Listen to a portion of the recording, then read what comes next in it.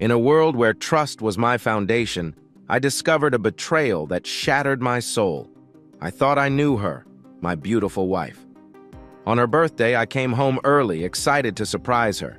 Instead, I found her in our bed with my friend.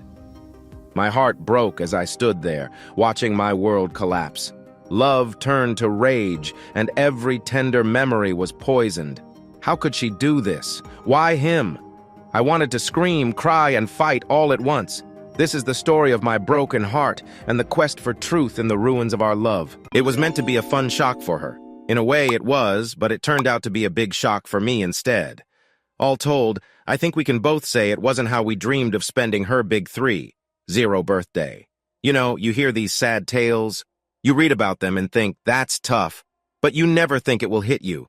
You don't expect to feel like your whole world just fell away, leaving you with this big, empty hole where your heart was. It always seems to happen to someone else.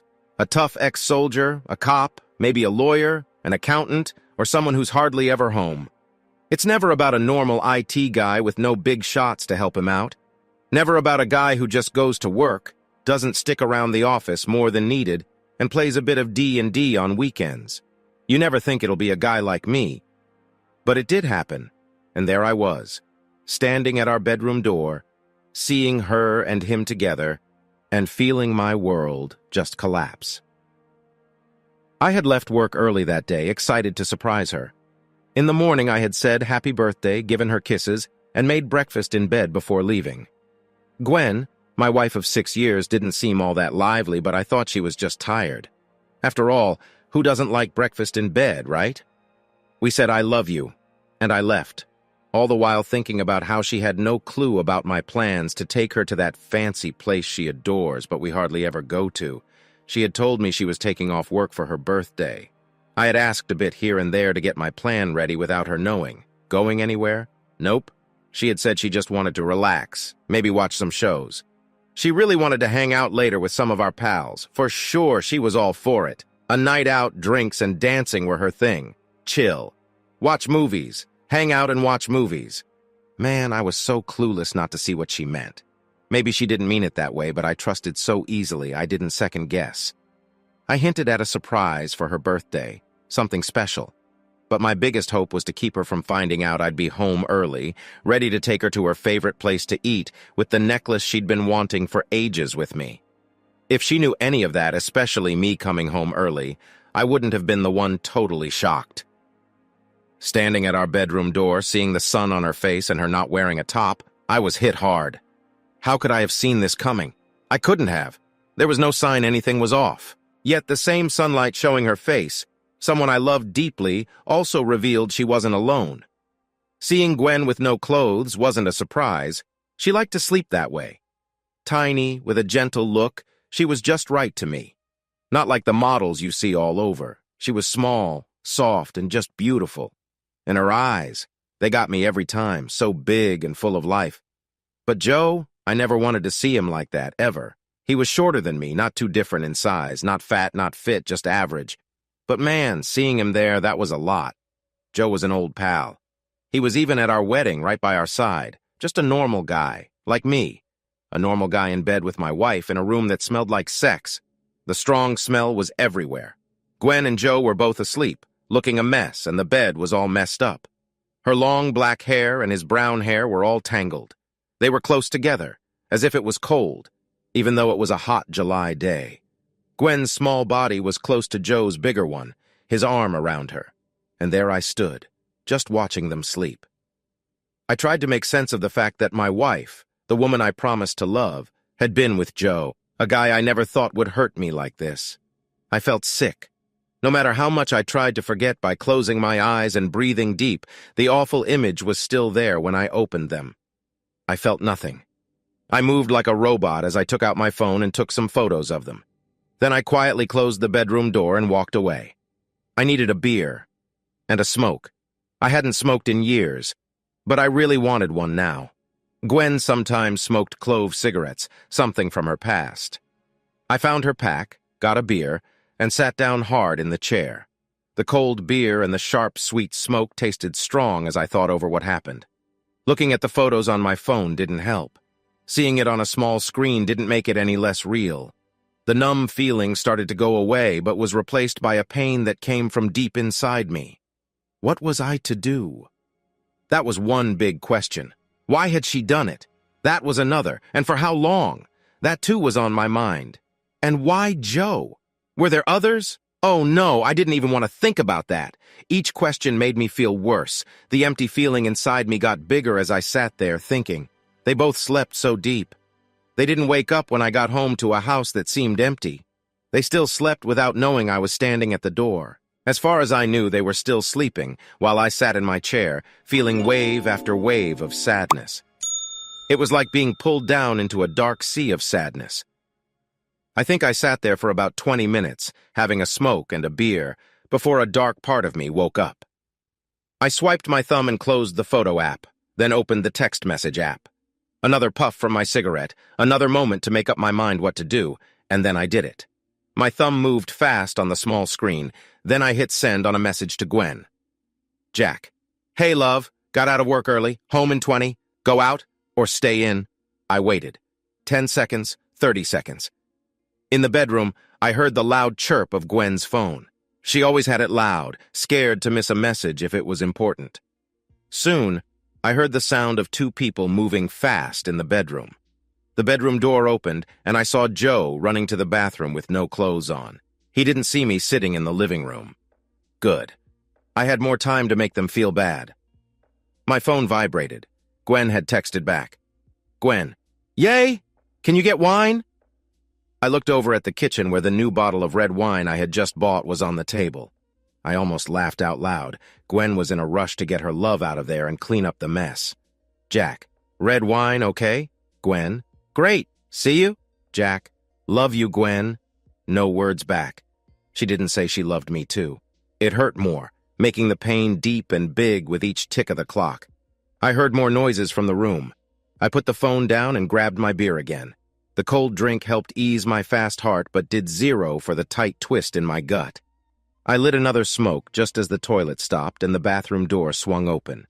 Joe was back. I waited for him. Right as he was about to step from the hall into the room, I called softly, Hey, Joe, all good? I sounded cool, I thought. But his face when he saw me was priceless, a mix of shock so big I wished I could keep it forever. So I lifted the phone and snapped a pic of Joe, all bare and clueless. Jack, he began. What? I put a finger to my lips, silent. I wasn't ready to spill the beans. Was it mean? Maybe. But I didn't care. A quick tap and I had Gwen's chat open. I sent 2 quick texts. Jack. Gwen, dear? Next, I sent the photo of her and Joe together. Jack. I'm back. I looked at Joe, eyebrow up, like nothing was wrong. So, I just said, how long? He didn't catch on at once, too shocked, but right before Gwen came crashing in, he said, a bit. Then Gwen burst in from the room to stand by Joe, door slamming behind her. She was holding her phone tight. She had managed to slip into white undies and the thin silk robe of bright green I gave her 2 Christmases ago. It showed a lot of leg and was open to show her light skin. She looked so pretty. But her face, that pretty, young-looking, sweet face was full of fear and panic. Her lips shook. Those eyes I loved to look into were bigger and rounder than I'd ever seen, and my stomach twisted tight. Damn, I was the one hurt here. Why did it hurt me so much to see her like this? There was a thick quiet between us 3 for a bit before I pointed with my cigarette towards the kitchen. Wine's on the table, I said with a sad tone. Sorry, I didn't cool it down. Jack, I stopped her. You were with Joe in our bed going behind my back, and it's been going on for a while. Is that what you were going to say? I crushed the rest of the cigarette in the ashtray harder than I needed to. Give me one reason, Gwen, why I shouldn't send those pics to everyone we know, your family and mine. Because I love you. Damn. My wife knew me too well. She knew just what to say and how, and that made the anger from feeling ashamed inside me burn more. But I wasn't going to let go that easy. You love me. You love me so much you've been with this jerk. Is that it? Well, good to know you love me, Gwen. I'd hate to see what you'd do if you didn't. The words tasted sour. Gwen didn't say anything, just closed her robe and looked down at her feet. I looked at her lover. Dealing with him right there wasn't going to happen, not with him standing there all naked. "Joe, grab your stuff, get out." He, of course, tried to act the hero. With an unsure look at Gwen, he began, "Jack, I know this seems bad and you two need to chat, but I'm not sure leaving. I lost it." I don't recall standing up. One moment I was sitting, the next I was right in Joe's face, yelling for him to leave. I can't even recall my words. I was spitting as I shouted. My whole body shook. I felt so hot, and my hands opened and closed tight. I almost hit him. I'm not usually one to fight. I was in 3 scraps growing up, 2 when I was very young and 1 later. I'm not good at fighting. Only the last one felt like a win. I think of myself as calm.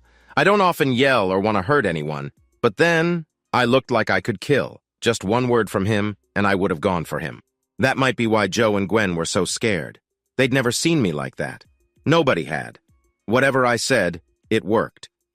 He ran off to the bedroom. Gwen went pale. She stepped away, making sure we were not close. That also hurt. I had never yelled at her or been rough. When we disagreed, I kept cool, knowing her past. Did I seem like her dad then? Was I so scary she thought I would hit her? She tried to speak to me as I cooled down. "Jack, I'm sorry, this wasn't meant to. It was just for fun. I don't love him more than you, it was just a thing." My mad rush of anger cooled off. With no rush in me, my body began to shake, and my hands trembled as I looked at the hallway wall. I could hear Joe grabbing his things in the other room. "And when were you going to tell me about this thing, Gwen? When were you going to say you were with another guy behind my back?" I hated how rough my voice was. I was not going to let tears come. No way was I going to cry in front of her, and I sure wasn't going to show her I care. Not when it felt like I still had a knife turning inside me. She could see how hurt I was. My wife moved towards me, her hand out, trying to make me feel better. The sorry look on her face made me feel sick. It made the shame I was feeling even worse. I pushed her hand away. "No, don't touch me. Not now, Gwen, just don't touch me." Tears started in her eyes as she stepped back. I felt the burn of tears in my own eyes, and my breath caught as I tried not to fall apart. I wouldn't let her see me weak. I had been tricked by one of the 2 people in this world I thought I could trust, and I wasn't going to be fooled by more lies. Nothing Gwen said or did could be believed now. "Jack," she said in her sweet way, "please hear me out. I'm sorry. I didn't want to hurt you." Joe came out, half-dressed and looking worried. He moved past us into the living room, keeping far from me. Looking at Gwen, he said nervously, "Gwen, I'll get in touch later." He saw my angry look and told me, "Do yourself a favor and hear her out, okay, Jack? Gwen really does care for you. Don't make any rash moves." "So you sleep with my friend's wife, Joe, behind his back, making a fool of him, making him look dumb because he can't see it? That kind of dumb, Joe?" I shook my head. "Leave. There's the door. Go through it. Bye." He went without a word. I was left with my wife, who cheated. For a long time, we just stood there, not talking. Who knows what she was thinking? She looked sad and scared, but could I believe her? If she lied about us, how could I trust anything she said or did? My thoughts were stuck, spinning with questions and fears that I couldn't say out loud. Joe said to listen to her. Gwen said she didn't love him more than me. But did that mean she still loved him? I wasn't sure I wanted to know. "It's my body," she said out of nowhere. I was shocked, but she stood firm and looked right at me. "It's my body," she said again louder. "I can do what I want with it. Being married doesn't mean you get to say what I do with it." That made me stop and think. "No, you're right. I don't own your body, Gwen. You're not mine to control. You are your own person who can make choices about your body." I pointed to her chest. "You wanted those piercings. I didn't like the idea at first, but I didn't stop you. I even started to like it. You chose for us to use protection. We've talked about what if you got pregnant and what you'd want to do, and I've agreed to everything because it's your body, your health." "But I'm your man!" I yelled, losing my cool. My voice shook like my hands. "You said yes to me, in front of my sis, your mom, our pals, the minister and all. What about love, honor, care, leaving all else? Do you recall any of that? Did you mean it?" "I did. I do. But it's tough, Jack. It's not easy for me. I needed more. I couldn't let Joe go. I thought I could. I tried to stay true. I really did. Please, I'm sorry. You weren't meant to know this way." It felt like a punch. How she said she tried to quit Joe set off alarms in my head. "You've been with him since before we tied the knot." "Before I met you," she said low. Gwen couldn't look at me now that I knew. We had been wed for 6 years, dated for over 2 before that. So she and Joe had been a thing for nearly 10 years. Joe and I go way back, Jack. There's this thing between us. Hard to say in words. We can't think of life apart. Those big eyes begged me. But you're the one I chose to marry. You're the man I wanted as my husband. Please, you must trust me. I yanked out the small necklace box from my pants, throwing it to the floor between us. It flew open, showing the fancy neck piece I got for her.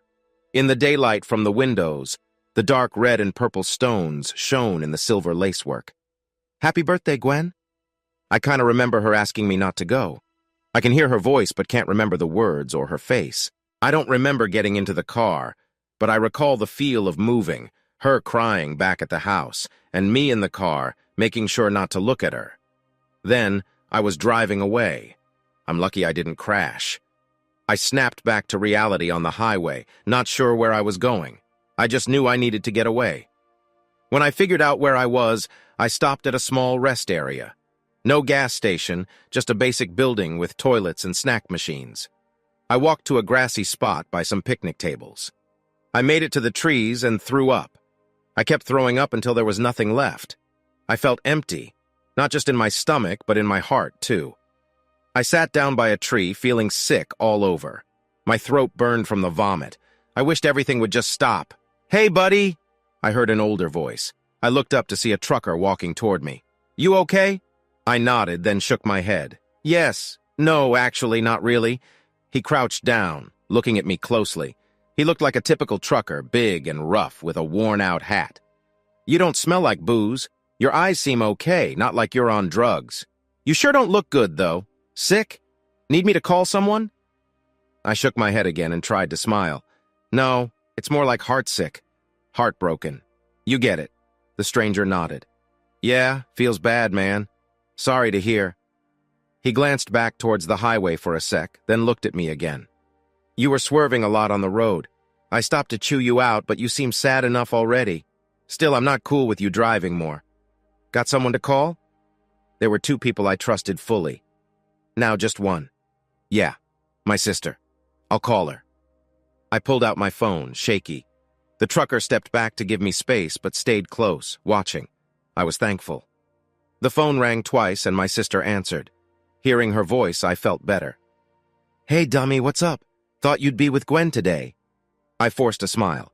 "Hey, goof, things didn't go as planned." Big understatement. "Can you pick me up? And, I hate to ask, but can I stay over? Just tonight." She went silent. Silence from her is a bad sign. "What happened?" I sighed, letting the fake smile go. "Found Gwen and Joe together, in bed, an hour ago." A long, cold silence, then a loud, "She's awful!" Suddenly she was all business. "Where are you?" I felt silly asking the trucker where we were, but he just helped out. I told my sister the place, hearing her react over the phone. "Okay, I'll get the kids over to my brother-in-law's place. Tammy and me, we watch each other's kids a lot. Give me about 20, maybe 30 minutes, and I'll come." Annabelle's voice got gentle as she said, "I'm sorry, big bro." "Hey," I said, trying to sound funny but not really feeling it. "Not your fault, silly. See you soon. Love you." "Love you too, Jack." She must have been worried about me. We don't often say our real names unless it's serious. After the call, I looked up to see the trucker come back to me and sit down again. "Sorry. Didn't mean to hear, but I got enough. She went with another guy, right?" I just nodded, not able to talk. He spat to one side and said, "My wife left me too. Found a young guy and just left." He looked at me. "Any kids?" I shook my head. "No, we thought about it, but better that way, I think. My kid still hasn't got over it." He reached back, took out an old leather wallet with a chain, and handed me a card. "Don't think you know what you want yet. I didn't. But if you need, call this guy. He helped me." I looked at the card. "Thomas Lynn. Who's he?" "A divorce lawyer. A good one. Nice guy. We grab a beer now and then. Maybe things will get better with your wife, maybe not. But talking to him could help." He put out his hand. "Ted. Ted White." I took his hand. It was a firm handshake, felt right. My hand was all sweaty. I liked him. "Jack Brandt." "I need to hit the road, Jack. You gonna wait for your sister?" "Yeah. Driving seems like a bad idea now." Sounds good. Ted got up and fixed his pants. Take care, Jack. And remember, things might look bad now, but they often get better. At least that's what people say. Ted left, and I shut my eyes again. Resting my back against the tree, I tried to calm down. Life was all mixed up now. The one person who should have been there for me had let me down, and a stranger had stopped to see if I was okay. Everything was flipped around. For a little while, I zoned out. The noise from the cars nearby grew quiet, and I thought back. Are you here by yourself? I was surprised to look up from my beer and see a small, dark-eyed goth girl smiling at me. It was weird she picked me to talk to, out of all the guys in the bar, especially since my style was nothing like hers or theirs. Me and my buddies were all about gaming, fresh out of college. We loved tabletop RPGs, sci-fi and fantasy talk, swapping comic books and competing in card game tournaments. Some of us liked to reenact historical battles, too. We usually hung out in coffee shops and libraries. As for music, we liked a bit of everything, as long as it had depth, not just catchy beats without good lyrics. So why were we in a club where goths and the early emo crowd went? One of the guys thought it'd be fun to try something new. We joked about pretending to be vampires in our games, so why not? Hey, let's go hang out with some for real. We all laughed. We didn't want to make fun of anyone. We were just curious to see something different. We all dressed up in black leather and fishnets for a laugh.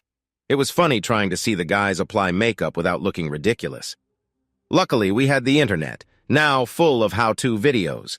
A quick shopping trip got us enough spiky stuff to look the part. We looked all right, I guess. God only knows what the actual goth people thought about us. I didn't dress up much, not like my friends. No makeup for me. My pocket was almost empty, so I picked what I could find at the local thrift shop. Black jeans with a rip, a white t-shirt with a skull but a stain on it, a dark red and gray check flannel, and my old sneakers.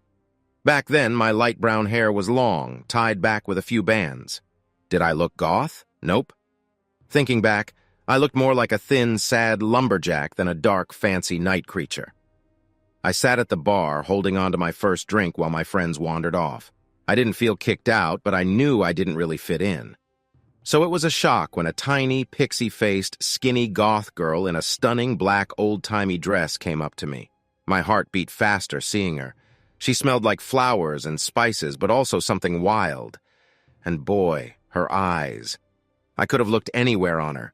I could have checked out her chest, looked for her legs, tried to see if she wore a corset. But I just couldn't stop looking into her big, dark eyes with long lashes. "Are you alone?" she said louder when I didn't get it the first time. The loud club music made it hard to talk. Her smile stayed put. No. Did I stutter? Yeah, I stuttered. I mean, I'm here with pals. They're around, on the dance floor, I think. But are you alone? She pushed.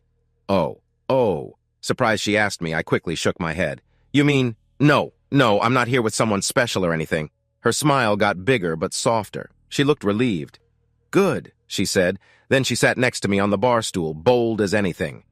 It must have been tough with her dress's small puff at the back. We were side by side for a bit, just looking at each other, not talking. Around us, people laughed and moved fast. The music was loud, and the person making drinks gave us funny looks. At last, I felt brave and started to talk. I liked her a lot already and knew I had to say something or I might never see her again. The thought of not seeing her eyes again hurt. "I have to ask," I said nicely. "Do you have a tight dress and big skirts on under that?" She laughed at my question. "Maybe you—" I took a seat while she went to make tea. "Given it's just you and me now, Tammy and James will guess it's about me. Do they even know about Aunt Helen or Uncle Josh?" "I don't think so. We haven't heard from them since Mom passed. It hit them hard, I guess." "So about our kin? Sharon's far up north doing some helping job. Josh Jr. was in Pennsylvania messing with time stuff last I knew, and who knows where Doreen's at. Still, while James and Tammy might guess it's about you, they're the kind to stay out unless asked. They're busy with their own little ones anyway. Their smallest just hit the wild threes." "Isn't it the wild twos?" My sister laughed a bit. "Believe me, my smallest nephew is wild. She got us 2 hot teas and sat down across from me. It felt nice chatting with her, chatting about family.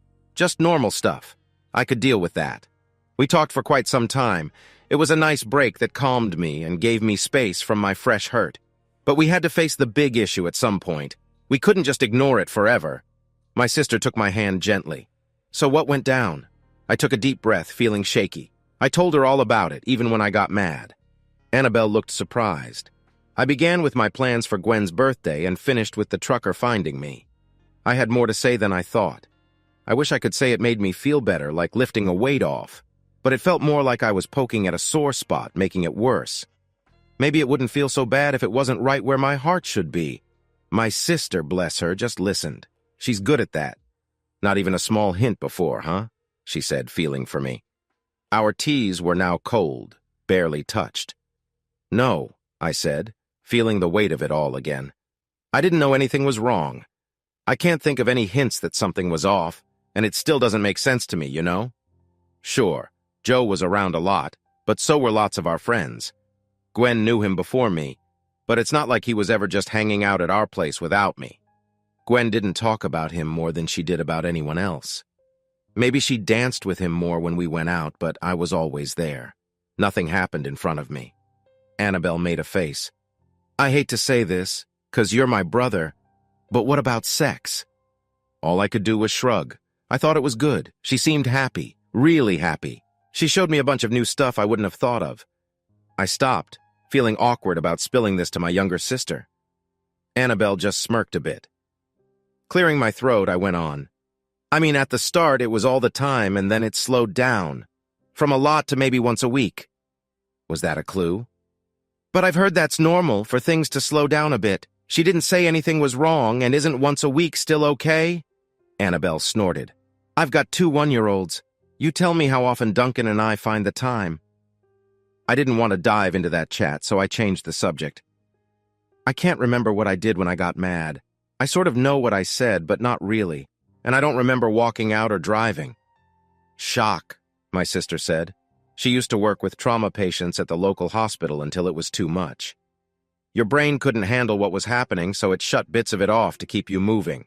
I've seen it happen. People get hurt in a crash, but they act normal because they can't deal with seeing someone they love hurt bad. Same thing here. If you keep zoning out, maybe talk to someone who can help. But for now, I wouldn't stress it too much. "The thing is, big bro, what do you want to do?" Annabelle stopped me from talking with a hand. "You don't need to decide now. Think it over." I closed my mouth and nodded. Guess I should call work, see if I can take a few days off. And we got to figure out how to get my car from the rest area. Annabelle and I tried to make plans. Getting time off from work was hard.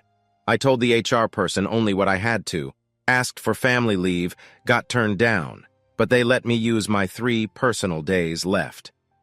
It was Wednesday. With the weekend, I'd have until Tuesday to make up my mind on what to do next.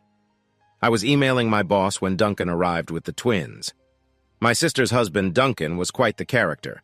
He and my sister didn't seem to match. She was tall, big, blonde, blue-eyed, and very pretty. Duncan was short, thin, looked older, and always seemed to be grinning. And he was 10 years older than her, but they were clearly very much in love. And I liked Duncan.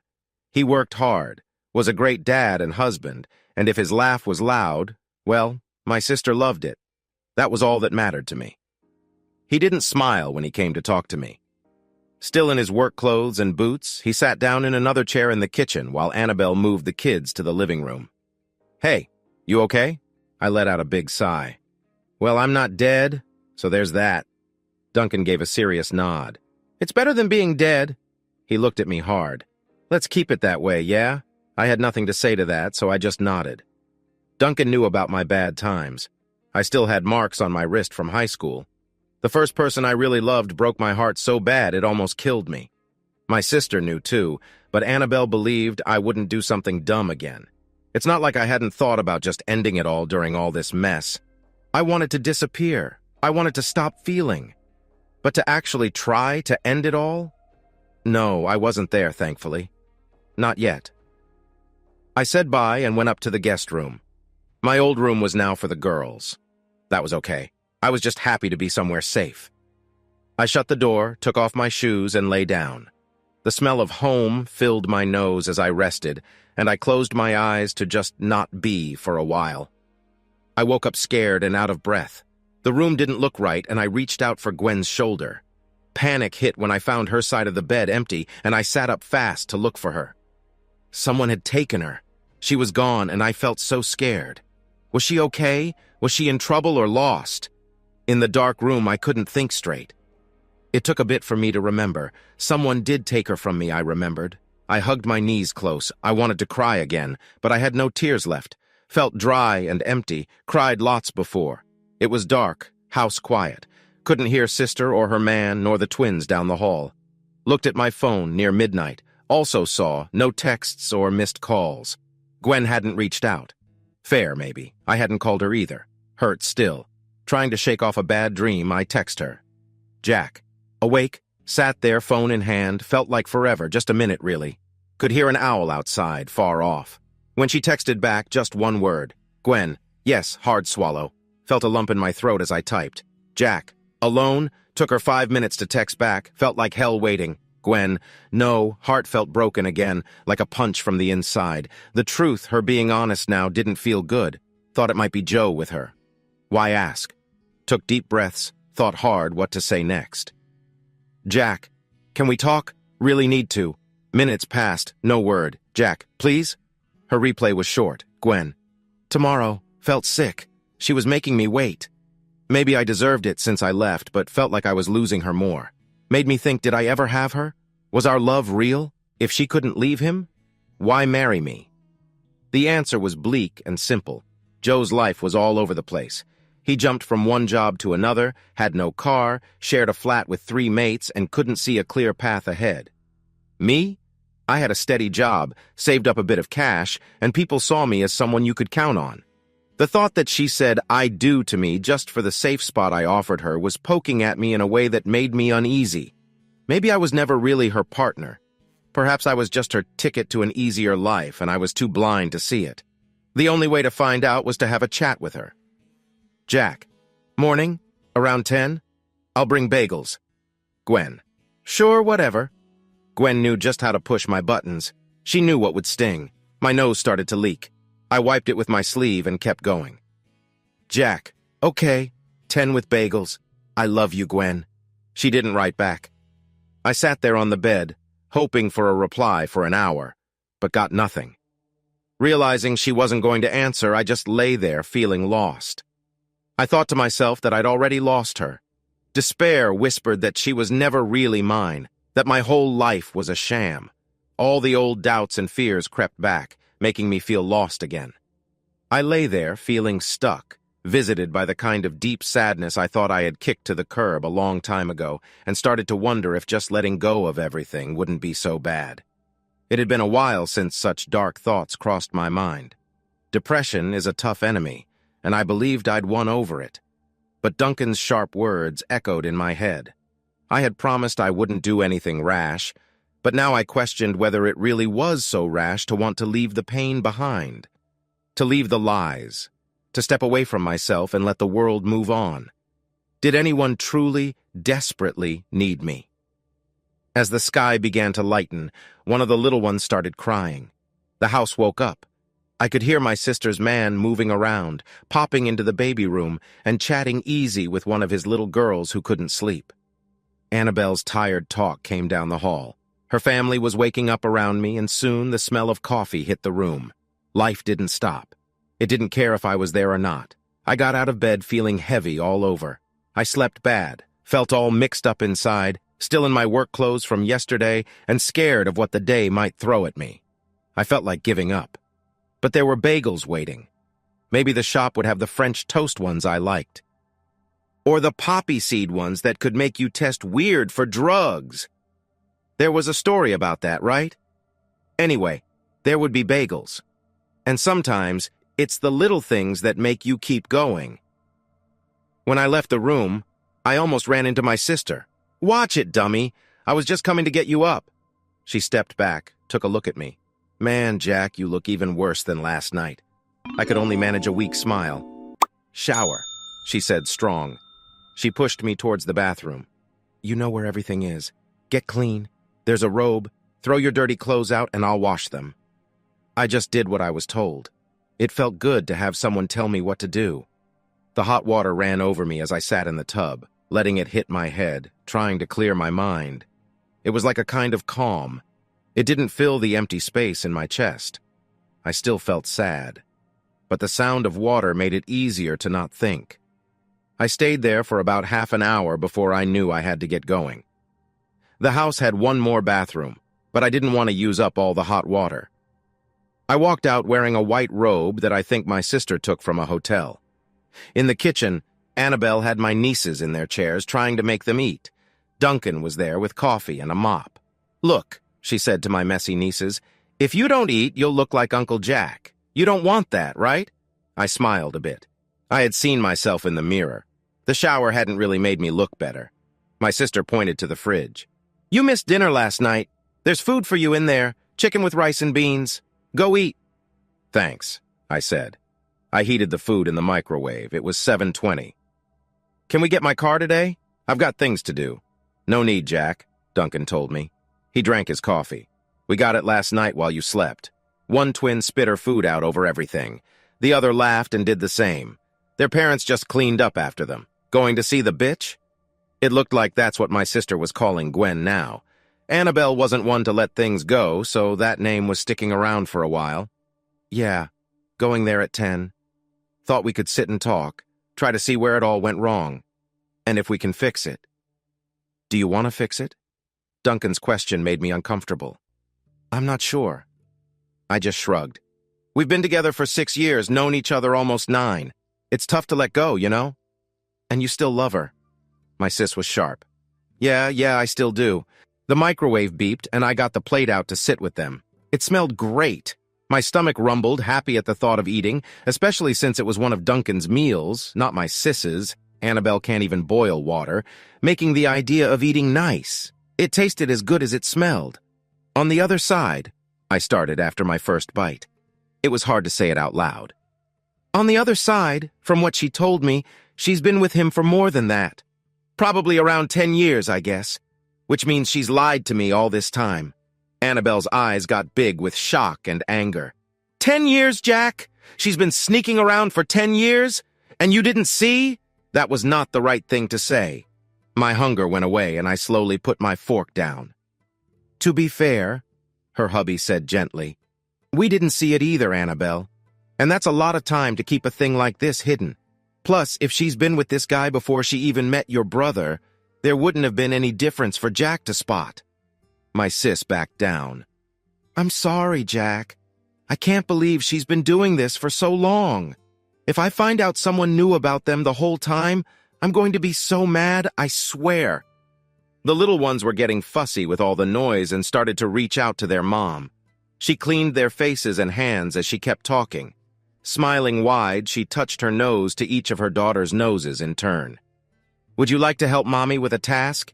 "Yes, you would, I know it." As the parents cleaned up their kids' mess, I just sat there not eating much. I tried to eat more because I felt my sister's eyes on me. "I've got work, Jack," Duncan told me. "You can stay here tonight if you need to, but don't forget that's your place too. Don't let her push you away." Annabelle agreed. "We need to get going too. The twins have a friend to meet today early, and we should head out." "Do you need help with them?" I asked, wanting to help. She said no. "I've got it, but maybe take a walk before you meet her," she suggested. I nodded. I didn't finish my breakfast, so I wrapped it up and put it aside. Duncan threw my car keys to me. I hugged my sister and kissed my nieces quickly. "Jack?" my sister called out softly as I went to change. "Yes?" Annabelle paused. "Just don't do something dumb, okay?" I smiled a bit. "I promise. Joe, Duncan, and now Annabelle. They all told me to not do something I might regret. But what counts as dumb? Leaving Gwen upset yesterday could have been dumb. Was I thinking of hurting myself? It was a dark thought in my mind. Feeling down made me think maybe life wasn't worth it if someone you trust could lie to you for so long. It told me no one would miss me for real, that no one needed me. Gwen had Joe, Annabelle had her family, and my friends would keep playing their game as if I was just gone. These thoughts, once buried deep, came back. No therapy since college, yet here they were again. Was hitting Joe a dumb idea? It might make me feel a bit better or less weak, but what if he beat me? Feeling worse was a risk, and if the cops got called, or worse, what if I went too far? Then, There was Gwen. Was it dumber to give her a shot or to just end things? The card from that trucker was still in my wallet. Should I call him first, or would waiting be worse? I sat in the park for a while, lost in thought. Meeting Gwen wasn't a dumb move.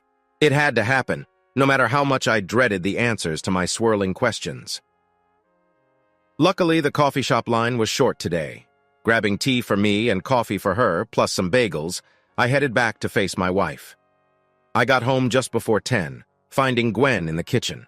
Her black hair was neat and she wore simple clothes, not her usual style. Without a word, I set her coffee down and put the bag of bagels between us.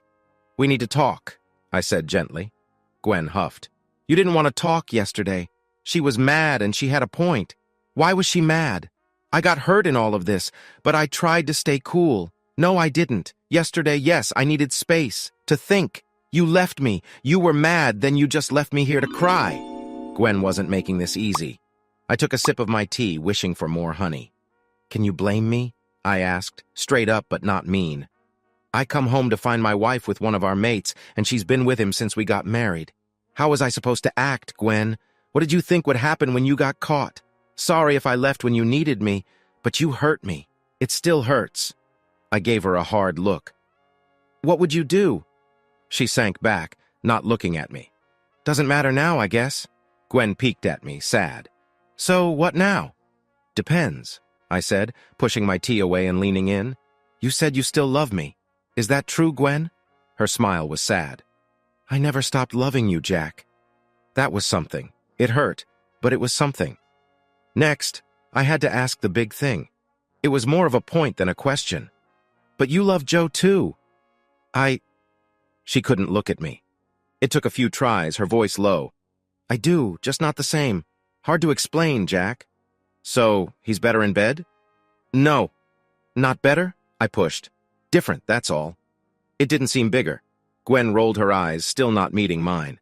"Man, Jack, it's not about how big. Guys think about that way more than girls do." I wasn't backing down.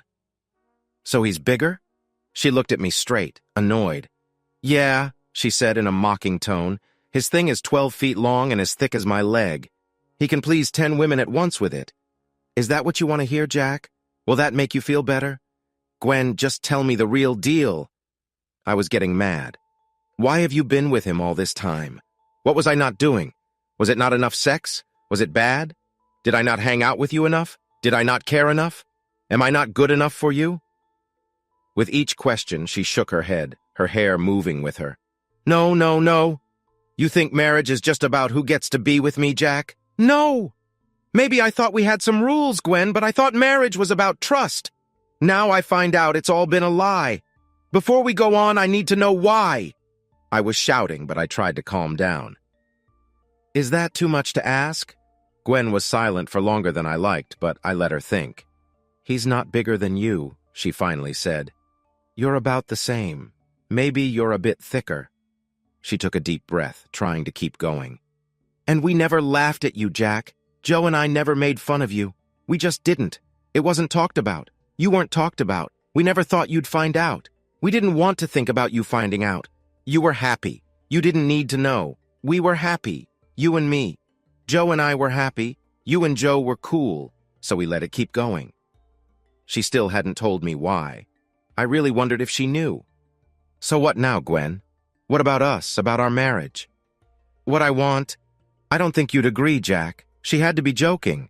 I knew she wasn't, but it sounded so crazy I couldn't believe it. "You want things to stay the same? You want to stay my wife and keep seeing Joe?" "Well, not exactly on the side. If we're being open..." "No way, Gwen. I don't know what odd stuff you've been checking out online, but no. We'd still be close, Jack," she said. "You're my husband. I want you happy. But you'd prefer Joe. I'd just get sympathy from you." Worried, my wife moved her chair closer. "No, Jack, it's not like that. It's 'cause I love you. I do find you hot. I like being with you. It's just that Joe, he's something different I need. He's the spice. You're the rest." This all made my head hurt, and her last words were not what I wanted to hear. "What if I found someone else, Gwen? Someone who does for me what Joe does for you? Who adds that spice?" I saw she looked a bit jealous, and with a tough voice, I kept going. "Hypothetically, how would you feel? Me with another woman? No! Her face showed she really didn't like the idea, making it clear she was totally against it. Why not? I pushed. If you can be with Joe, why can't I find someone? Why should I let you do this in our marriage if you won't let me do the same? It's not the same. Joe and I go way back, Jack. She thought we were still pals. No way, I snapped. But Gwen didn't stop. A random lady from a bar can't match us. She won't share what we have with Joe. She's a stranger to me. Could she not see her selfish ways? Plus, you'd never do it. I know you, Jack. You're a one-lady guy, always have been. Silence filled the air again, thick and heavy. My heart sank. She was right. Even if Gwen was okay with me seeing someone else, I wouldn't. But it also made something else clear to me. You're right, I said, breaking the silence. I wouldn't. And the person I thought I married wouldn't either. Guess she's not real. I got up and pushed my chair in. I felt her eyes on me. I'll be in the guest room until we sort out the house stuff. She looked confused. What do you mean, the house? And you can't be serious about the guest room, Jack. We're married. We're not, I said calmly. Maybe a paper says we are, but really, I shrugged, feeling lost again. You might know me, but I don't know you. We can get another paper that says we're not. Her face turned white, and she stood up, shaky, holding the table. She didn't see this coming. Divorce? No! Jack!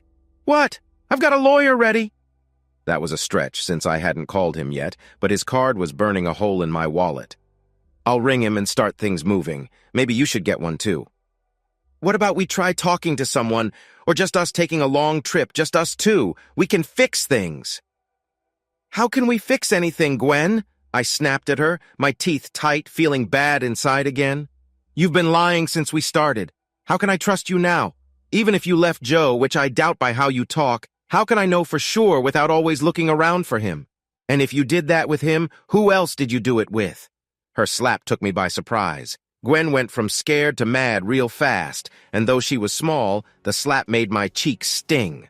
I'm not a whore, she yelled, crying hard. There's been no one else, just you and Joe, that's it. You can be mad, Jack.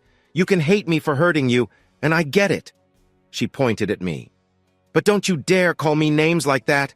She hit me. I couldn't believe it.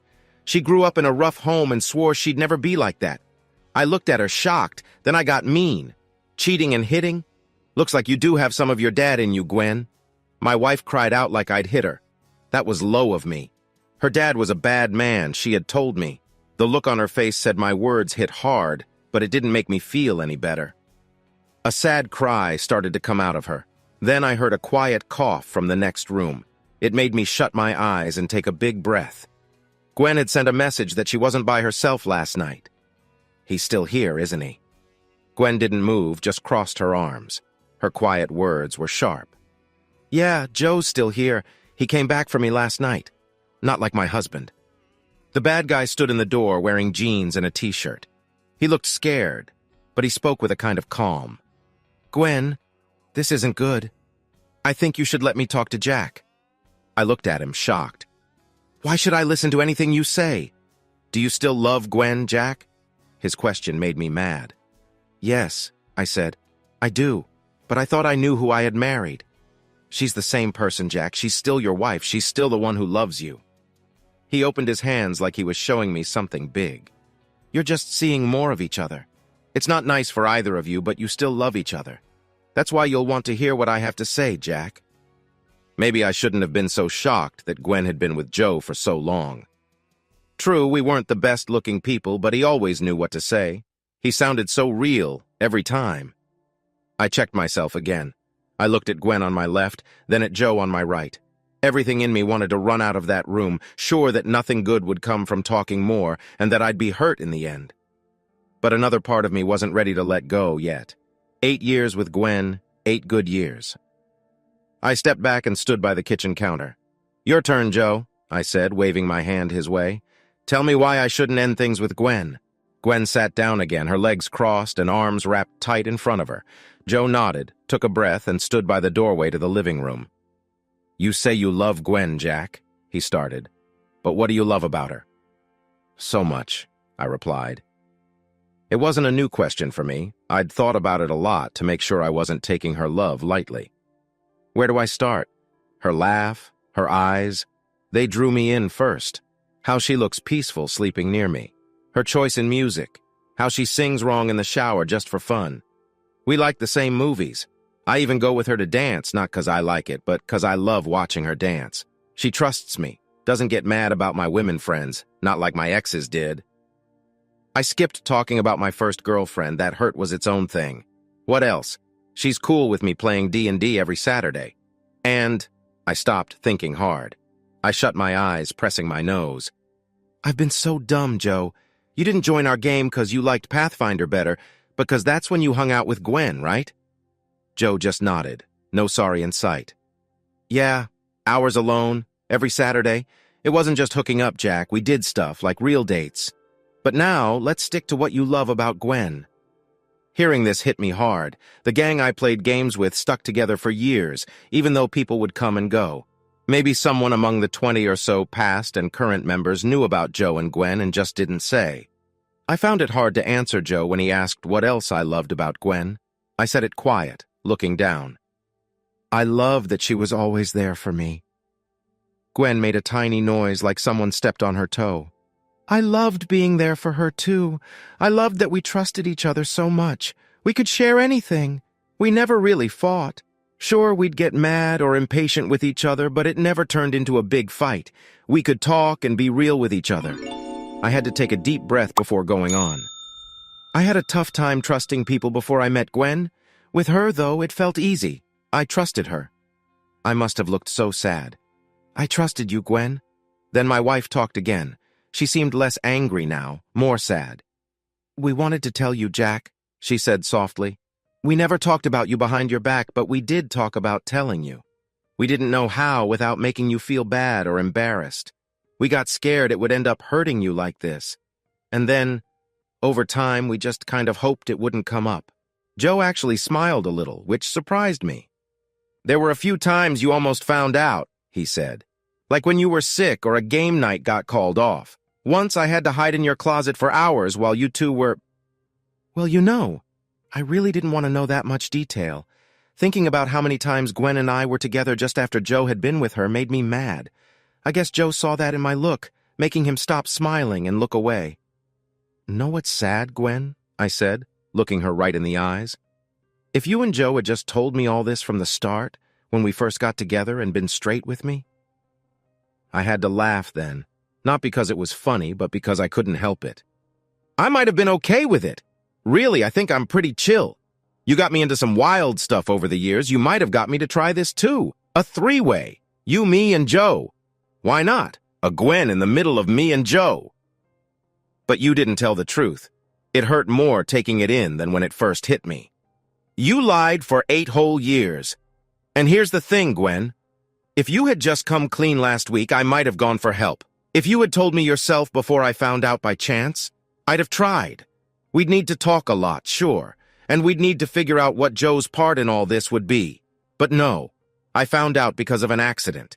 If not for that, you'd still be lying, Gwen, and I can't keep going like this. Joe stood up tall, looking serious. But don't you want to know why, Jack? No, I don't care. It does matter, he yelled back. It matters to me, to Gwen, too. Think about why I want you two to stay married. I love her so much I can share her because she loves us both. Her being happy depends on both of us. If you leave her, you're going to hurt her more than she hurt you. I found that hard to believe. Yet my feelings were all over the place. I swung between mad and sad with every word, my stomach turning. It mattered so much to them. What about me? Fine. Want me to ask why, Joe? Again? Okay. I'd moved from leaning back to standing close.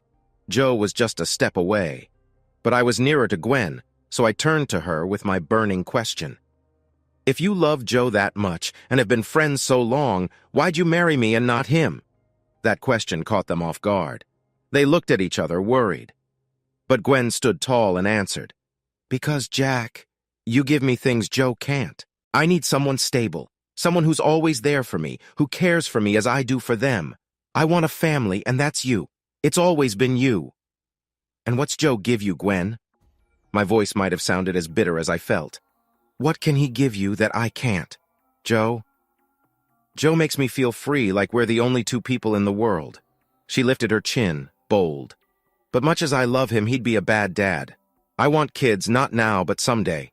When we're ready. It felt like a punch. When she said we're ready, it didn't include me. I couldn't even think straight. I'd never been so shocked before. You were going to have me believe Joe's kids were mine? She looked small and unsure all of a sudden. Maybe they'd be his, maybe yours. I wouldn't care whose they were, Jack. I'd love them just the same. But you'd be the better dad. Joe cut in. And you are. Look at me. I write for a living. My job takes me here and there. I can't have my own spot. I live by the day. My car's about to break every time, and I like it that way. But I do want kids. I've always wanted them, but I know I'd be a bad dad. Do you know how hard that is for me, Jack? To stand here and say that you're the better guy? We would never really know if the kids were mine or yours, Jack. Maybe some would be mine and some yours. It wouldn't matter.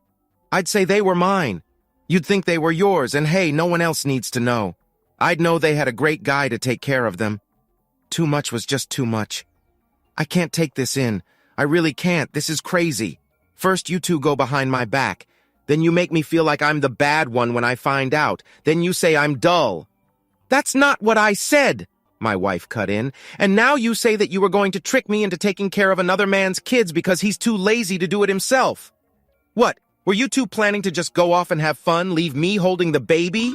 This can't be real. They both got so loud they almost drowned each other out. Jack, man, no. Gwen and I didn't plan that. You don't understand? Oh, God, Jack, we didn't want that. Please, try to see. I took another deep breath to calm down. It was all becoming too much. I couldn't even tell how I felt anymore. Shock hit me again. I had braced for bad news, but this last bit just crushed me. Okay, I paused, trying hard to think through the mess in my head. I was far from okay. Feeling dizzy, I dragged myself back to the counter for support. My head hurt so much it was tough to think. I looked out the window above the sink, noticing the nice day outside. Okay, I said again. I fought the sick feeling and turned to see Gwen. She had sat down again, her knees pulled close and her arms around them. Her chin rested on her knees as she looked at me. God, she looked beautiful. I remembered all our good times. Drinking at bars, shopping together, cozy Sundays inside with books and cuddles, talking about movies we wanted to see. We had wild nights that left us tired the next day, and soft touches that felt just as good. I thought of holding her when she cried about her mean dad, staying up all night when she had nightmares. I remembered my wife holding my hands, listening about my tough time as a teen, how my first love hurt me. She promised she'd never do that. I remembered her saying she loved me yesterday, that she didn't mean any harm. 2 questions, I said quickly. 2 things to ask before anything else. I walked over to Gwen and took her hand softly. Her fingers shook. We both felt so mixed up, our lives falling apart. Gwen, you said you love me, that you've always loved me. Is that true? Yes. She didn't pause. Yes, Jack, I do. She spoke like she did on our wedding day 6 years ago with all the same love. I took a deep breath. This next question was the big one. If I said to you, Gwen, would you leave Joe for good, go far away with me and never see or talk to him again? Would you? Do you love me that much? Tears came back to her eyes, a look of shock on her face as she got what I was asking. Don't make me pick, Jack, she said softly. Don't make me choose. I swear I don't love Joe more than you. I love you both. I need you both. Her face turned red and blotchy as she cried. She held on to my hands tight, and I remembered all the times we were there for each other when things got really bad. Shh. I ran my hand through her black hair, trying to calm her. It's okay, Gwen. I won't make you choose. Hope showed in her face through the tears. But that hope went away as I let go of her hand and stepped back. I had to make the choice she couldn't. No, she moaned, shaking her head. No, Jack, don't do this. We can figure something out. I can't do this, Gwen. I can't be okay with this. You hid the truth twice from me. No, Jack, Twice? What do you mean? I'm sorry I didn't tell you about Joe. I'm sorry how you found out, but please, don't leave me over this. Yeah, twice, Gwen. I showed a thumb. First, you were with him behind my back, and second, I showed a finger. Second, you said you didn't love him more than me. My soon-to-be ex-wife choked on her sobs. I don't, Jack. I don't love him more, it's just... You do, Gwen. It was tearing me apart to break her down. She was the one who did wrong, her and Joe, but I felt awful as I hit her with the truth. I know you love Joe more for one big reason. You hid him from me. I had no idea, and I wouldn't have known if I hadn't come home early yesterday and caught you two. If it wasn't for that, we'd have kept on going, hidden from me. But he always knew, said he was my pal, and you didn't keep anything from him. You told Joe, Gwen, all along, but you didn't love me enough or respect me enough to be honest with me, too. It was true, and she couldn't say otherwise. Joe had known all along. He knew Gwen had fallen for me, that she had married me, that we were together. He knew I was the one she turned to in tough times, the one she slept with every night. Me? I was in the dark. Joe was mad, got in my face as I tried to leave the kitchen. You jerk, walking out on her while she cries? Again? Leaving the best thing you ever had? He hit his chest. I love her enough to share her. Can't you do the same? I was done. My answer was soft, just tired. Would you stay with her, Joe, if she lied to you from the start? If we swapped places, could you forgive her? Yes! He said it fast and firm, and that made me kind of smile. Then good for you, Joe. You're the better man. Hope that makes you feel better about that humiliation thing. More yelling, more crying, more begging. I tuned it out. I had nothing more to say. Gwen was crying hard, and Joe was still trying to make me see sense. Hearing Gwen so upset hurt, but I knew our marriage couldn't go on. I finally got past Joe and into the living room. He tried to come after me, still yelling mad at me about how wrong I was being to Gwen, and how if I really loved her, I'd see that. That's when I threw a table lamp at him. It missed him. I kind of wish it hadn't. The lamp hit the door frame behind him and broke. Gwen showed up at the kitchen door looking scared. I didn't look at her. I just stared hard at Joe until he slowly lifted his hands, showing he meant no harm, and moved back. In the bedroom, I packed all my stuff into 2 bags. My birth paper and social number were in a box we both used, and I'd have to get them later. All the other things? The small treasures and keepsakes? I didn't want them. They'd just remind me of Gwen. Duncan had told me not to let her push me out of the house, and I had said I'd move to the spare room. That wasn't going to work. I knew at some point she and Joe would end up together again, and I wasn't going to stick around for that. When I got out of the bedroom, they were both gone. Her car was gone, too. I wondered where Joe had been putting his old car whenever he came by, then realized he must have been parking on some street close by to not get caught. Not that it mattered now. Where had they gone? Who knows? Who cares? Not me. I just felt a strong need to get out. That's when I noticed they took the bag of bagels. That annoyed me a bit. With all that was going on, I hadn't had the chance to eat one. There was one last thing I had to do before I left. I put my bags down, took out my wallet, and looked for a card. Carefully, I dialed the number on my phone and waited for an answer. When someone picked up, I felt like I was on the edge of a huge drop about to fall. Yes, I said to the kind voice. My name is Jack Brandt. Ted White gave me your number. He said you helped him before. Can I meet Mr. Lynn to talk? The lady at the desk asked more, and I let out a big sigh before saying, Yes, I want to divorce my wife. Divorce is not like in movies or books. It's long, hard, and takes a lot of money. Maybe not for some rich guy, but for most of us it does. There are so many fees, for the court, lawyers, and even talking things out. Yes, I talked about paying to talk. My lawyer was good, but the judge wanted us to believe in marriage again. So Gwen and I had to go to talk sessions, not just 1, but 10, before we could end things. We couldn't do more than 4. I couldn't forget what she did, and Gwen didn't want to leave Joe. When Joe joined our last talk, the person helping us gave up. They told the lawyers and the judge. The judge wasn't happy, but said we still had to pay for all 10 sessions. I was too tired to fight that. Gwen didn't care. We didn't talk or see each other after that. All contact stopped. I got a court order to keep Gwen and Joe away from my sister's place. It was harsh, but I needed to move on. In the end, we had to sell a lot of things and our house. The sale money first went to the bank for our house loan. What was left went to pay the lawyers. There wasn't much money left for us in the end. Lucky me, huh? When the judge heard I wanted out, he almost made me pay. But my soon-to-be ex, Gwen, made a bit more dough than me at her web job. So the tables could have turned. She might have had to pay me. That's what my lawyer said anyway. I didn't chase that. Here's a thing no one says about breaking up. It's not just you and them or even the kids. It shakes up everyone around. Gwen's mom and brother, not big fans of mine, not bothered, I guess. Her family didn't ring me, yelling or crying. Wonder what Gwen told them. But they had to deal with her stuff. Our pals, though. Man, it was a mess. Some said I should have stuck it out. Others said I dodged a bullet. A few just ghosted us, not wanting the drama. Poof, gone. Friends we had online or face-to-face felt the quake of our split. Didn't see that coming. It was rough. I lost more mates than I thought I would. And my mood plummeted. But hey, my sister and her bunch, solid gold. Some days I was just going through the motions, but they kept me going, and I tried to be there, mostly spoiling my nieces rotten. It gave me a reason to smile and gave Annabelle and Duncan a break. Funny enough, that mess of a divorce brought my sister and her hubby closer. So there's that. When disaster hit close to them, it pushed them closer. They were good together before. Now they seemed just right. I wanted to be jealous, but I just couldn't. Instead, I found joy in little things, like giving their kids their first taste of ice cream and chocolate.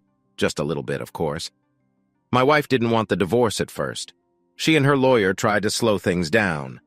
But in the end, she lost hope and let it happen without a fight. 7 months after finding out the worst, we signed the papers. Gwen was pale and quiet, hardly saying a thing. Joe was there too, giving me angry looks for some reason. After leaving the judge's office with my lawyer, I didn't look back. I knew that seeing Gwen's eyes would break me. How can you still love someone so much when they hurt you deeply? I met Mr. Lin at his office again to finish up some last paperwork. I thanked him for his help. He gave me a bag of resources and support groups for people getting divorced, and we said goodbye. I kept some of Mr. Lin's business cards in my wallet, just like the trucker who helped me before. And that was that. I was free. I could leave my life with Gwen behind and start fresh. But why did I go back to our house? It was empty. The real estate people had cleared it out to sell. No buyers yet, but some were interested. I hoped it would sell quickly. I had bills to pay. I still had the keys, so I went inside for one last look at the place I had lived for over 6 years. It was so quiet. Without the furniture and rugs, any small noise should have bounced around, but it felt as still as a tomb. I walked through the garage once more, step by step into the living room. The wood on the floor shone like it was new, and the walls were bright with fresh paint. But even so, the place looked more empty than when we first came. The folks who sell houses had taken away every bit that showed we lived there.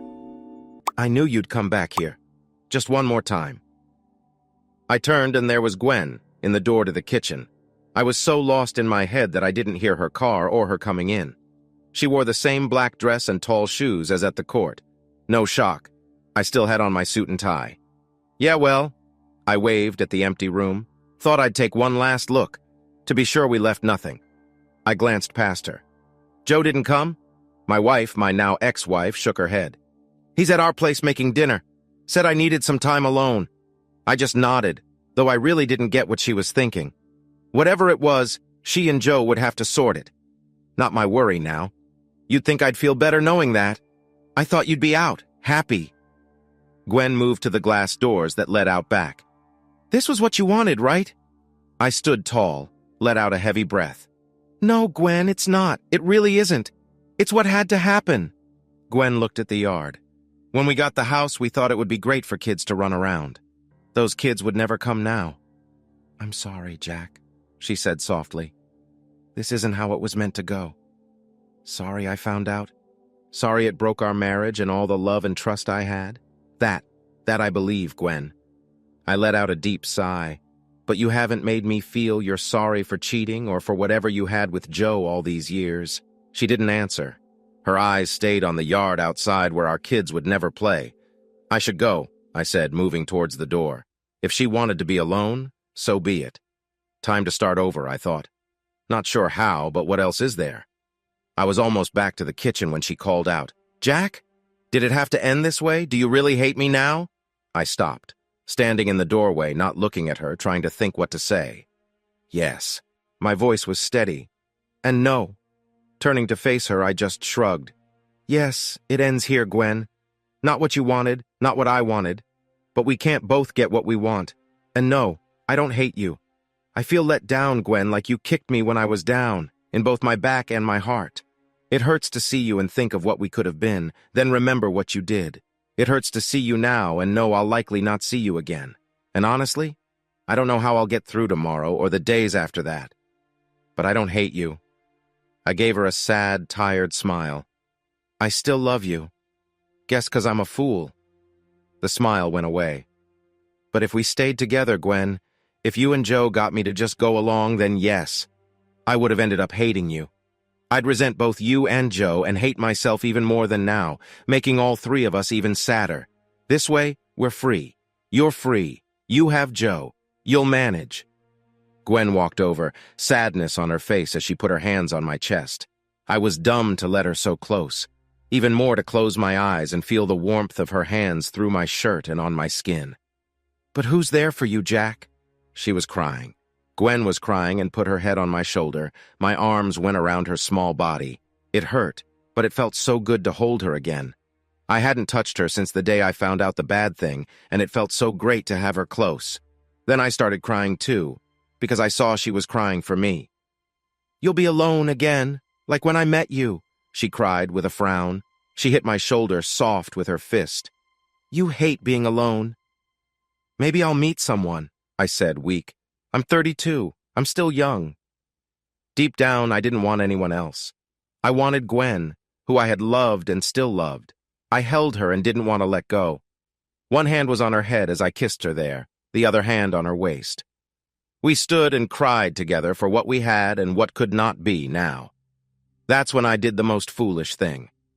I went to kiss the top of her head again. But she lifted her head to talk, and our lips met. It was quick and awkward, but the kiss hit us hard. Gwen and I looked at each other in shock for a few beats while the taste of each other stayed on our lips.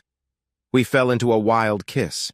Our kisses were strong and rough, and we ripped our clothes off to feel the warmth of our skin once more.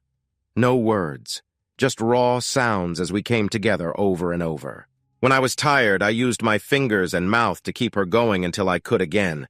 Gwen moved to show what she wanted, and I gave her just that. We were wild with each other, scratching, biting, and yelling on the floor of our now empty home. It felt like saying goodbye in the most intense way, not with soft love, but with a rush of feelings. It was like we packed all the close moments we could have had into just that one short time, after we just held each pass, quiet, not ready to let go. For me, the next step looked scary and big. I still had so much love for her. But then, things end. In silence, we got up, dressed, and with one last hug and kiss, we left each other's lives. So this is where things should pick up for me, right? Now is when I should get my act together, hit the gym, get fit, start my own thing, make good money doing what I love, and find someone new who gets me. She might have been around all along, or maybe I'll meet her soon. And all will be well. And Gwen? Is this where she gets what she deserves for being unfaithful? Where her life goes downhill and she's stuck knowing she broke what we had, right? Or what if we fix things? Joe leaves her, she comes back to me, sorry and trying to win me back, and we end up happy with kids. Or maybe she marries Joe and I end up with her anyway. What a story that would be. Yeah, no, that's not what happened. Life isn't a fairy tale. After that last day, I never saw Gwen again. I never heard from her or Joe. There were times I thought about finding her, but I didn't. I needed to move on, I told myself. Looking back wouldn't help. I heard bits about them sometimes. It was bound to happen. They got married, and I spent that night drinking alone. But after a few years, I lost track of them. I didn't know if they were even still around. As for me, no, I didn't get better. This sad story didn't make me look at my life and grow. Instead, I fell apart. I really fell. No, my boss wasn't understanding. Even with HR feeling sorry for me, I was fired for not doing my job well 4 months later. No, there wasn't a line of women waiting for me. I had some friends who felt bad for me, but that's all they were. Friends. Most were married, so nothing there, and the single ones saw me as not worth the trouble. The rest doesn't matter much. Just know that for the next 14 years, I moved a lot and changed jobs a lot. I stopped playing games, stopped meeting people. I got off social media, used a simple phone, and hardly ever went out. I didn't date. I couldn't trust anyone. For 14 years, all I did was work and stay home. At home, I ate a bit, read a bit, watched some TV, and slept. In the middle of the night, I'd walk far with no plan. I was mad and bitter. Life had hurt me, and I wanted to pay it back, in small, mean ways. Annabelle didn't always know where I was. I pulled away from her, too. Seeing my sister, her happy husband, and their pretty kids was too hard. Every Christmas, I sent them as big a check as I could to help with their kids. I didn't even know how many they had after a while. That was about all I did. Can you believe that? 10+ years of just being there? No family, no friends. I wasn't really living, just getting by. I got so thin, my ribs showed. My clothes were old and from cheap stores. I wore them till they fell apart. I hated life, living, and me. I thought the world gave me nothing, so I owed it nothing. I thought about ending it all, a lot. Maybe my ex-wife didn't mean to hurt me so bad, but the shame stayed for years. I felt so low, less of a man, less of a person. It stuck with me long after I tried to forget her. Honestly, I think the only reason I didn't do it was that it felt like too much work. I had no energy left. I felt dead inside. My body just hadn't caught up yet. Then one day, without any warning, I was really glad because I died. I was in Maine without a job again, and I ran out of milk. I had to have milk. Every day, one of my meals was just cereal or oatmeal, simple foods that needed no cooking. Usually no sugar, maybe some fruit if I felt fancy. But I always had milk.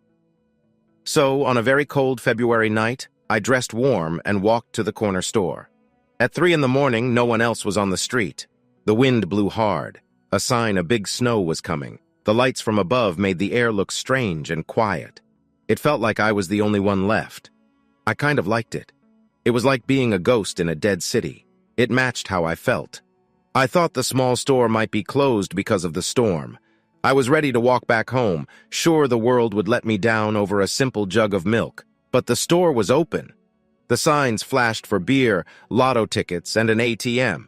Maybe the workers couldn't leave because of the snow. I just wanted milk. Their families and pals would be there after the storm. More than I could say for me. I just wanted my milk and to get back home, so I walked in. Right away, it felt like I got hit 3 times, in my chest, my stomach, and my leg. I fell, crashing into a rack of magazines. At first, no pain, but then it hit. My chest hurt so bad I could barely breathe. My leg burned like it was on fire. I couldn't breathe right. It hurt to even try. My mouth tasted like metal. I tried to figure out what was wrong. Then I remembered the sound of guns. Funny, I didn't think of it until I was on the floor. I tried to move, touching where it hurt most. My hand was sticky, hot, and red. Lying on the floor, I let out a small smile. I dropped my blood-covered hand and shut my eyes, feeling happy. It was all done. Finally done. I almost cried, feeling so relieved. In my wallet, there was a card that said, "Do not resuscitate," which meant I probably wouldn't make it. And that was fine. People were screaming, yelling, and I heard more loud noises. A robbery was happening, I slowly figured out. I just walked into a shop and got shot for no good reason. It was a dumb way to get hurt, a dumb way to go. But it was all right. It worked for me. I felt sad for my sister, but Annabelle was strong. She didn't really need her big brother, who was a mess, especially not when she had Duncan and the kids. No one else would miss me much. I had no friends. I didn't think about Gwen or how this might hit her. She'd been out of my life so long, I didn't even think of her. Pain started to take over my belly and chest. It got worse, a deep, sharp hurting. I should have been freaking out. I should have been scared of dying. But I felt nothing like that. I'd been so down for such a long time, it changed me. I was fading fast. My eyes were heavy, which was good because everything was too bright. I felt like I was drifting off, falling asleep. Everything turned into dim feelings and sounds far away. People talked to me, asked me things. I tried to tell them to leave me alone, but they didn't listen. I was moved around, felt cold, saw flashes, heard beeps like an alarm, more lights, and more people talking, touching and moving me. "Just do it," I think I said to someone. I wanted them to stop bothering me and just let me go quietly. "He's awake!" someone yelled, then near me. "Sir, can you say your name? Do you know where you are?" The questions bugged me. I tried weakly to push away the person and drift off again. Loud voices, talk of blood pressure. "We're losing him!" "It's okay," I said weakly. I had almost left the pain behind. It's okay. Lost me long ago. I don't think they heard me. I thought, would anyone care to mark my grave? My last wish was for a simple stone, small, in a spot where folks would always trip on it. Then, nothing. But she always talks like that, someone said, sounding fed up. That's Sarah for you. I've told you about her before.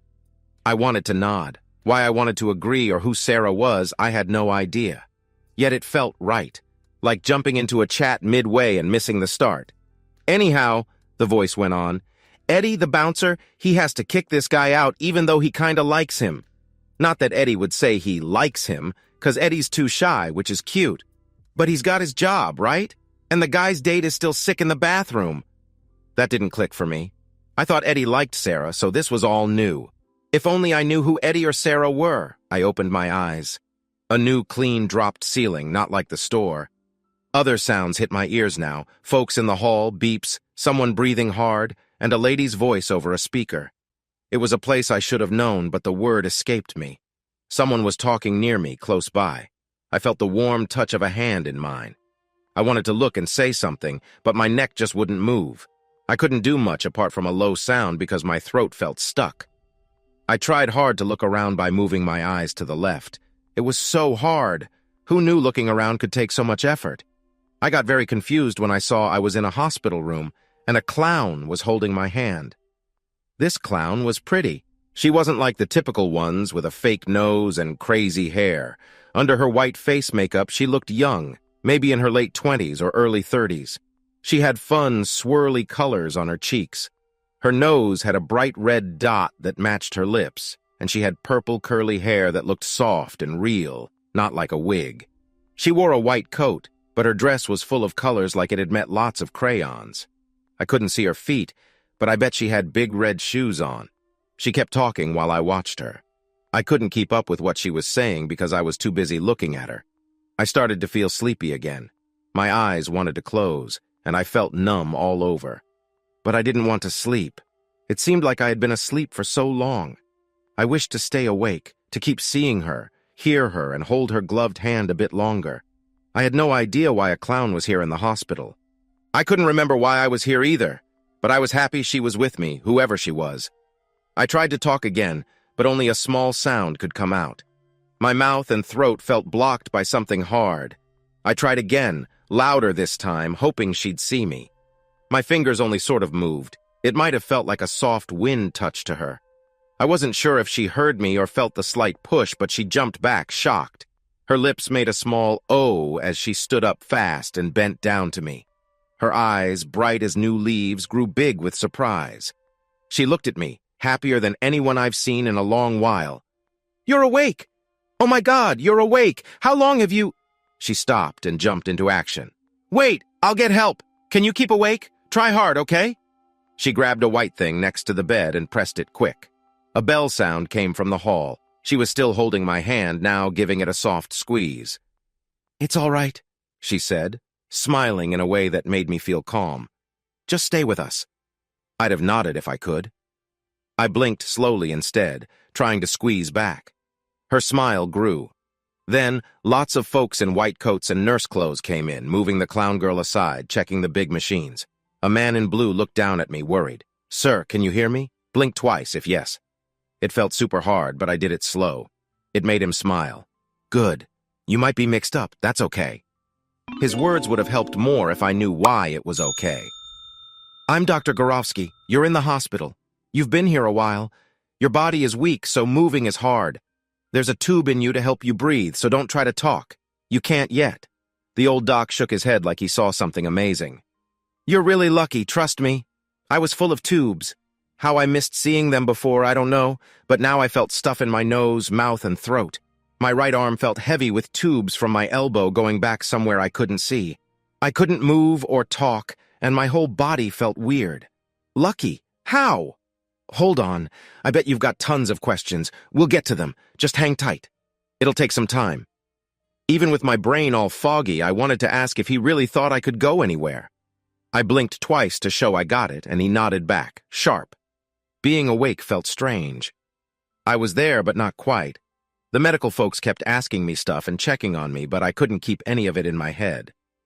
Every now and then I'd look at the door, hoping to see that clown girl again. She never came back. But thinking about her kept me busy. And yeah, thinking about her was a nice break. Stuck in bed, I wondered who she was and why she was there with me. Kids in the hospital get clown visits, and even superheroes sometimes. I fancied if Spider-Man or Wonder Woman would show up. Given my luck, it'd probably be Deadpool. But hey, I'm no kid. Doctors and nurses came in and out just like how messed up my sense of time was. I'd sleep, wake up, and sleep again. As I started feeling a bit better, I got more and more restless. Memories began to creep back. I remembered going out to grab milk and falling, but getting shot. That part I just couldn't remember. I didn't see others' faces clear in the shop, but I sure remember lying down and seeing Hershey bars on a deal, one free if you buy one. Reese's were under the Kit Kats. Some days after I woke up, the clown girl came back. Felt like days anyway. I was sitting up a bit more by then, and I felt a bit more here. The tube for breathing was gone. Glad I missed that going in. Couldn't talk yet, but I could move some. Hey. She peeked in, checking the hall, then stepped in. Same getup as before, but wow, those were not normal clown shoes. They were huge red heels like walking on sticks. That made me see she was shorter than I thought. But when you're down, everyone's tall. She sat close and took my hand again. I was a bit stronger, could hold her hand just a bit and smile some. Turning my neck to see her was hard, but I did it. I really shouldn't be here, she said, but I had to see how you're doing. She rolled her big green eyes. I've always liked big eyes. They were okay with it when you were out, called it therapy. Now you're up, they say I'm in the way. Nurses, right? She moved some hair from my face. It felt close, nice. She talked for us both, which was fine. It was good to just listen. Her voice was high, sweet, and full of life. So, guess you might not recall, but I'm Cotton, she said, biting her lip. Her makeup stayed perfect. Ring a bell? Gosh, I've been yapping at you for days on end. No clue if you caught any of it. I figured if I kept on talking, you might catch a bit. Cotton laughed and shook her head like a goof. Silly, right? I'm more of a show clown than a help clown, but I had to give it a shot.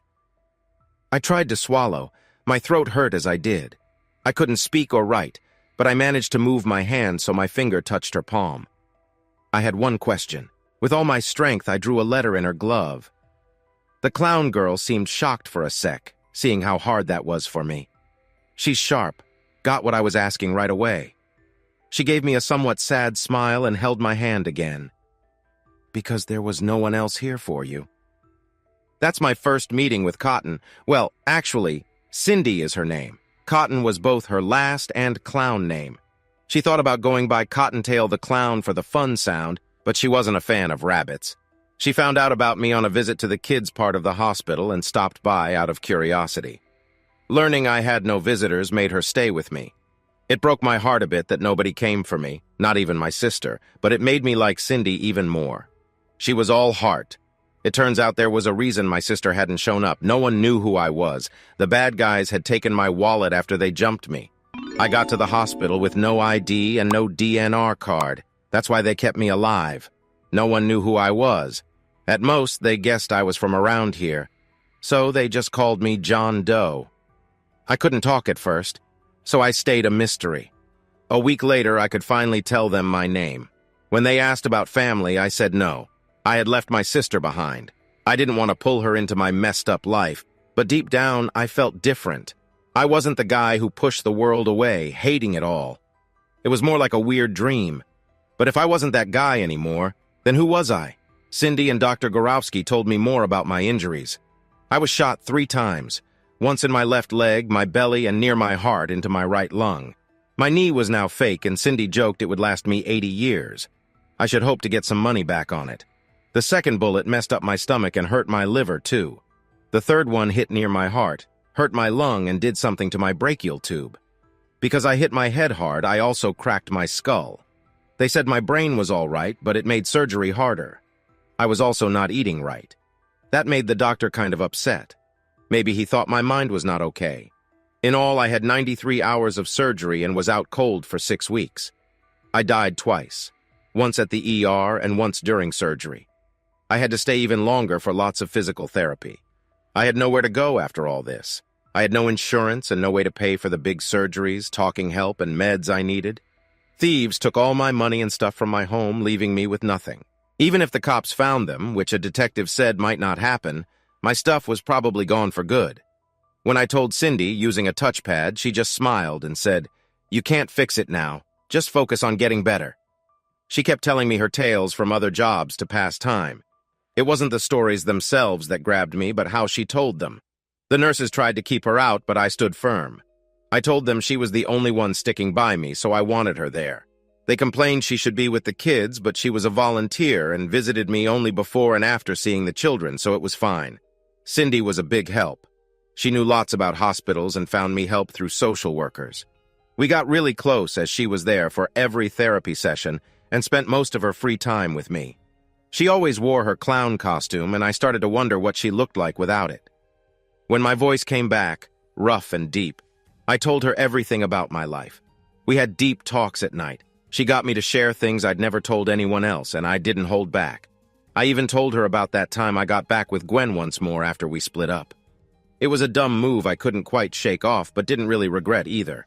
Talking about Gwen and Joe felt odd, like I wasn't mad anymore. Maybe time made the hurt less sharp. Or maybe dying and coming back as someone else did the trick. I could chat about it with Cindy like it was all about some other guy.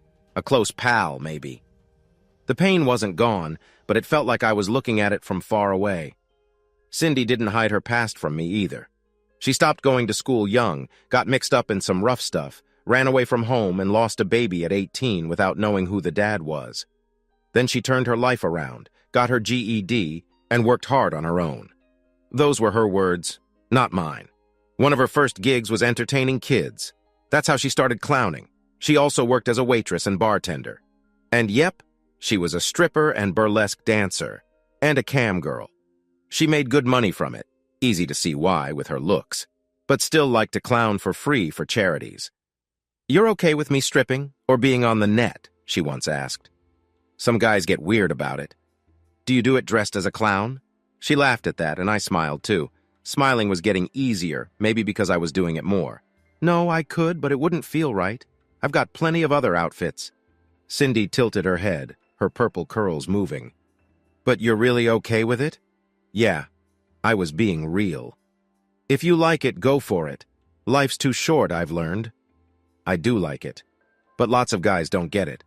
Or they jump to all sorts of dumb ideas, let me tell you. Keith, my old boyfriend, he kept trying to get me to hang out with my coworkers for a threesome." Cindy thought over what I said with a careful mind. "Would you be okay dating a stripper or a cam girl? Someone who strips for other guys, who dances close to them, that wouldn't bug you?" I paused, not answering right off. I took my time to think it through before speaking. "I'd be fine with it, as long as she's open about it." I bit my lip, thinking some more. I gotta say, watching her dance close to others would be tough. But if I trusted her, and she was straight with me, if it was just dancing and nothing more, yeah. Where did my trust issues go? Maybe I've changed. Why do you ask? Just curious, she replied lightly, wondering why I'm single right now. We didn't talk about it anymore, and I let it go. Looking back, I was clueless.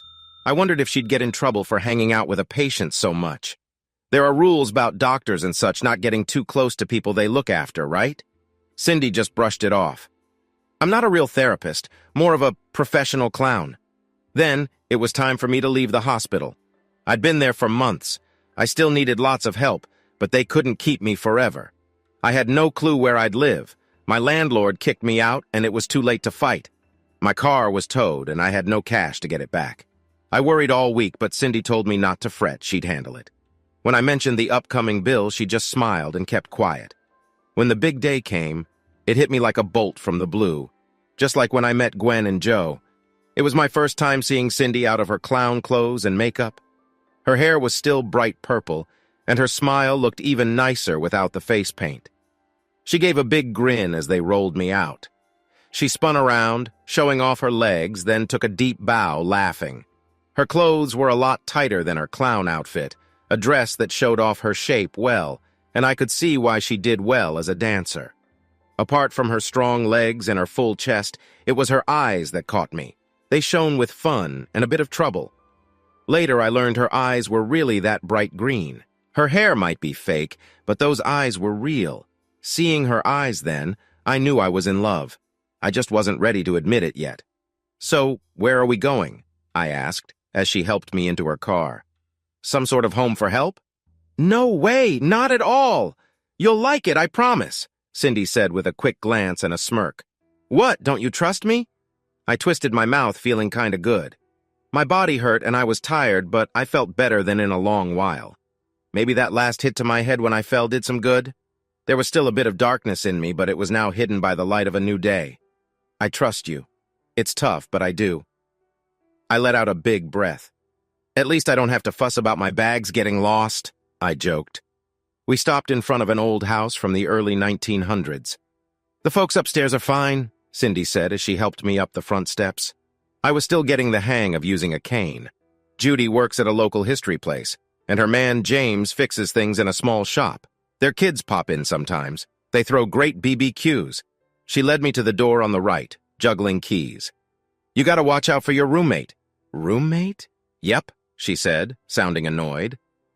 We went inside. The living room was cozy, full of different chairs and sofas. It looked clean in a way that showed someone kept it nice all the time. There was a soft smell of incense. She can be annoying, and she doesn't think before she acts. Once she wants something, off she goes. Doesn't think twice. Really? I was a bit slow to get it. You'd be shocked by what she does. Like, she meets a guy, knows him for just a bit, and then brings him home out of nowhere. Crazy, right? I caught on then. "Hang on, you mean—" She hugged me from behind, resting her head on me. I could feel her close. "Did you mean it, when you said my doings don't bug you?" "Yeah, if you're into it." Then she moved in front of me, her face all lit up. "Bang," she whispered, standing on her toes. "Zoom." Turns out, kisses from her, all dressed up and funny, are the best. 5 years went by, and things got good. Cindy was so different from my ex-wife. Gwen was quiet, kinda stayed in her sad, dark style. Cindy, though, full of life and laughter. She showed her style in black clothes that hugged her small frame. Looking back, she was the type to let life pass her by. Cindy was a whole different story. Still not tall, with big eyes like Gwen's, but while Gwen was thin and small, Cindy was all about curves and softness. Her clothes were all colors and styles, often mismatching just for fun. Gwen let life roll over her. Cindy? Cindy grabbed life with both hands and laughed. Now and then she grabbed me the same way and laughed, but always in fun, never mean. Still, life wasn't perfect. Don't be tricked. Cindy and I had our ups and downs, too. My dark moods didn't just disappear. Getting shot and hitting my head sort of shook things up, though. It was like it hit the reset button on my brain. I didn't really get haunted by it. Okay, maybe a few bad dreams here and there or getting jittery at the sound of certain doorbells, but I could handle it. Cindy was a wild one, always acting on impulse. It could drive me crazy one moment and make me fall deeply for her all over again the next. And there was still a huge pile of medical bills hanging over me. Thanks to her knowing certain people, a lot of it just vanished. The local government and some charities helped out, and then it was just about sending small payments when we could.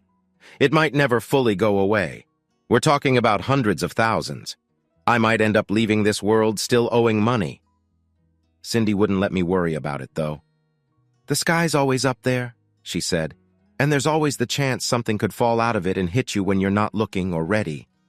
But it hasn't, and it's the same with this debt. It's always going to be there for folks like us. We can't let it keep us from living."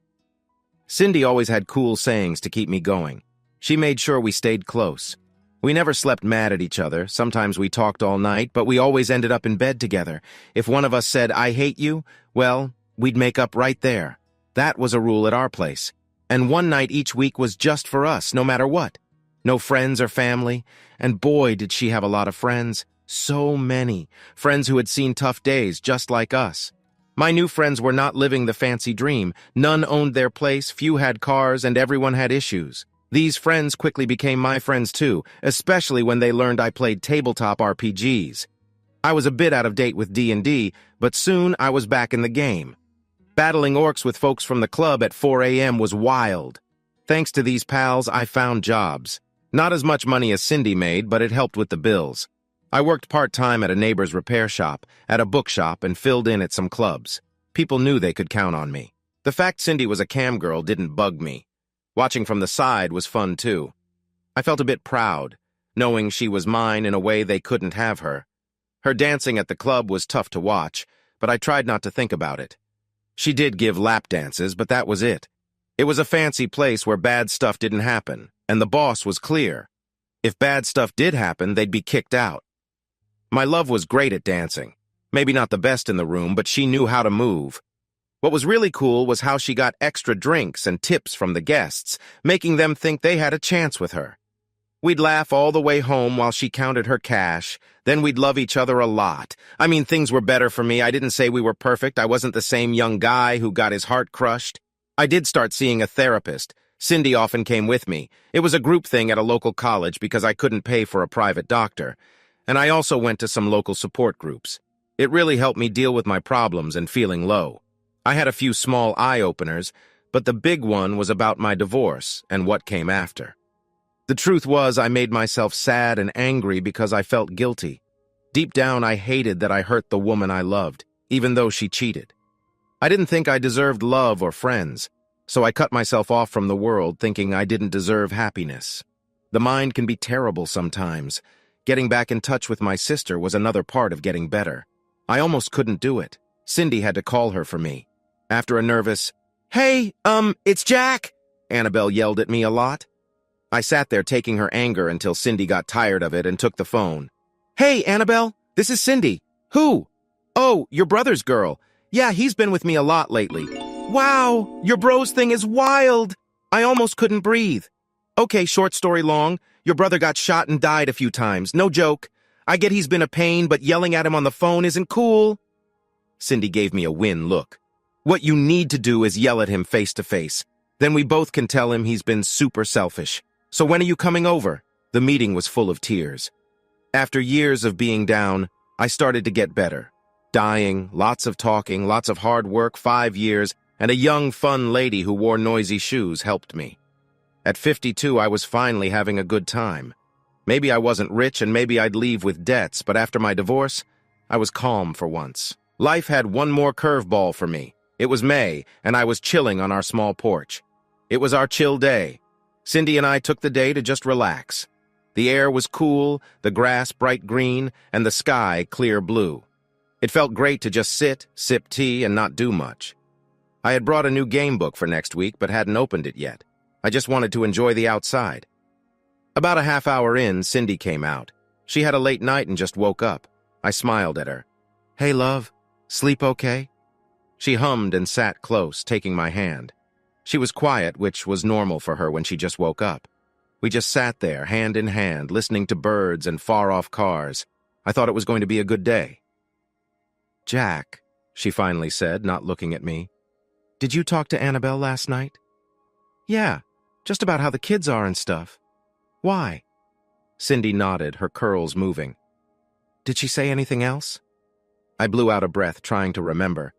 It's hard for me sometimes, but I'm okay at remembering stuff about my sister and her kids. "No, not much. We didn't talk long." Then it hit me. "Oh, right. She did say she got her DNA test results back. She's been all into finding out about our family history. I don't get what she expects to find." "I think it's for the kids," Cindy said softly. "She and Duncan want them to know where they come from." I laughed. "They're grown up. Well, all but James. But he's big enough to know he didn't come from a cabbage." Knowing about family history can be good for kids, I think. Cindy smiled a little. "Nothing else?" I'm not the quickest, but I noticed something was off in her voice. Cindy is usually straight with me. "Nope," I said long, hoping she'd say more. Maybe my sister was a bit off last time we talked. "Should she have?" Cindy clicked her tongue, looking a bit annoyed. "Maybe? She wanted me to talk to you about it, but I was hoping she'd tell you something." Cindy bit her lip, then let out a breath. "Okay, so you know how she's into finding out about our past, right? Like trying to get in touch with family we lost contact with?" I didn't see where she was going. My dad died young, and we weren't close to his family, so it made sense that Annabelle was curious. Plus, we had cousins on my mom's side we hadn't talked to in ages. Everyone likes a good family mystery. TV shows do this all the time. But Cindy's tone made it sound scary. I stayed quiet and waved my hand for her to continue. She smiled again and squeezed my hand like she did when she visited me in the hospital. What if Annabelle found something? Something about your past? Something you didn't know? About... She paused. Gwen. Hearing that made me uncomfortable, and I clenched my jaw. Cindy, dear, I'm supposed to move on. That's what all the therapists said. Accept the past or forget it.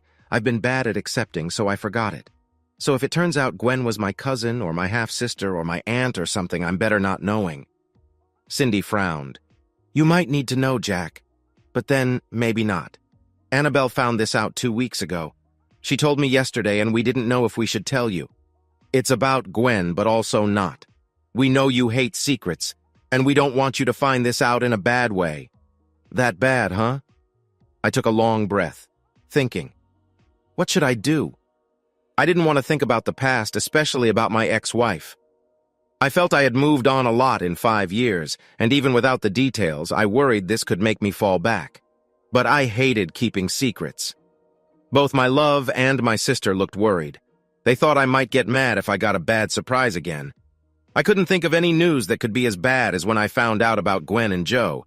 Even getting shot and almost dying wasn't as bad to me. That's how much it still hurt. I thought hard. But in the end, I knew I had to hear what they had to say. Cindy's sad face told me I had to. If it's making both of you this worried, then fine, I'll listen. She bit her lip, nodded, then knelt down in front of me. She took my hand. Looking up, I saw nothing but love and worry in her eyes. Jack, Annabelle found out you have a daughter, with Gwen, and she wants to meet you. I froze. I couldn't believe what I just heard. The news was too big to take in. What was I trying to say? This didn't make sense. That's not possible. It's been 20 years since I last saw Gwen. No, it can't be. Cindy held my hands tight. She tried to calm me down. Shh, Jack, I know it sounds strange, but remember, you said you were with Gwen one last time when the divorce was done. Maybe it happened then. A daughter? I had a daughter all this time and didn't know. Maybe. But... I couldn't finish a sentence. I was shocked. My calm afternoon with Cindy had just turned upside down. 20 years! So this girl, she would be about 19. Gwen and I once dreamed of having kids when we were together. Now it looked like we did have one. But I missed out on 19 years of her life. The deep, dark sadness was creeping back, ready to swallow me whole. Cindy must have spotted it because she hugged me tight, holding on as if she was saving me from sinking. Why didn't Gwen tell me? She could have, I said. I don't know, love, Cindy whispered back, not letting go. Annabelle and I didn't want to keep this from you for too long. We thought you should know. But talking to this girl is the only way to find out more. Cindy let go of the hug and sat back, still holding my hands. Her bright green eyes looked into mine, full of worry. Do you want to meet her, Jack? Can you talk to her? 19 years. What's her name? Hearing my question, Cindy's face lit up a bit. Her name is Charity. She's in Vermont, just finished her first year of college. Charity. Gwen and I had liked that name if we ever had a girl. I moistened my lips, longing in my heart. The key question was soft but heavy with meaning. When can I meet her? Plans were made quickly. Cindy sorted out the details, setting a date and time with Charity. Just a couple of days after Cindy told me, I was walking around my living room, nerves all over. I hadn't talked to Charity yet. We chose to wait until we met in person. I was unsure about all this, but I knew it wasn't fair to ignore Charity. She wasn't at fault for anything. Cindy stepped out when it was almost time. You should do this alone, Jack. She gave me a soft kiss. But I'll be right outside if you need me, okay? 20 minutes later, the doorbell chimed. I gulped, staring at the door as if a beast lurked on its other side. After a few heartbeats, I made myself touch the knob and open it. My heart almost cracked again. She looked so much like Gwen. She was taller and broader at the shoulders, kind of like Annabelle. But those wide cheeks and small chin, with those deep brown eyes, pure Gwen. Her hair, long and smooth, falling down her back with neat bangs at the front, was brown, not the black Gwen liked to dye it. But it was clear, this was Gwen's kid. My ex-wife never went for simple like blue jeans and a maroon hoodie. One more thing hit me hard, making it clear she was mine. An old choker I had given Gwen long ago hung around her slim neck. We just looked at each, lost for words. Did she see me as more than a tall, thin man with graying hair and a cane? Did I fit any picture she had in mind? After a bit, I broke the silence. Hi. You're Charity? She gave a small smile and nodded. Yes, Charity Eisenberger. Eisenberger was Joe's last name. But seeing you now, I think maybe it should have been Charity Brandt. Stuck for words, I stepped back and let her in. She took a seat on the couch while I settled into my armchair nearby. Leaning back, I pointed my cane at a small cooler on the floor between us. Help yourself. Got beer, soda, water. It's easier to keep it here than to hobble to the kitchen. Charity said no thanks. She wanted to dive in.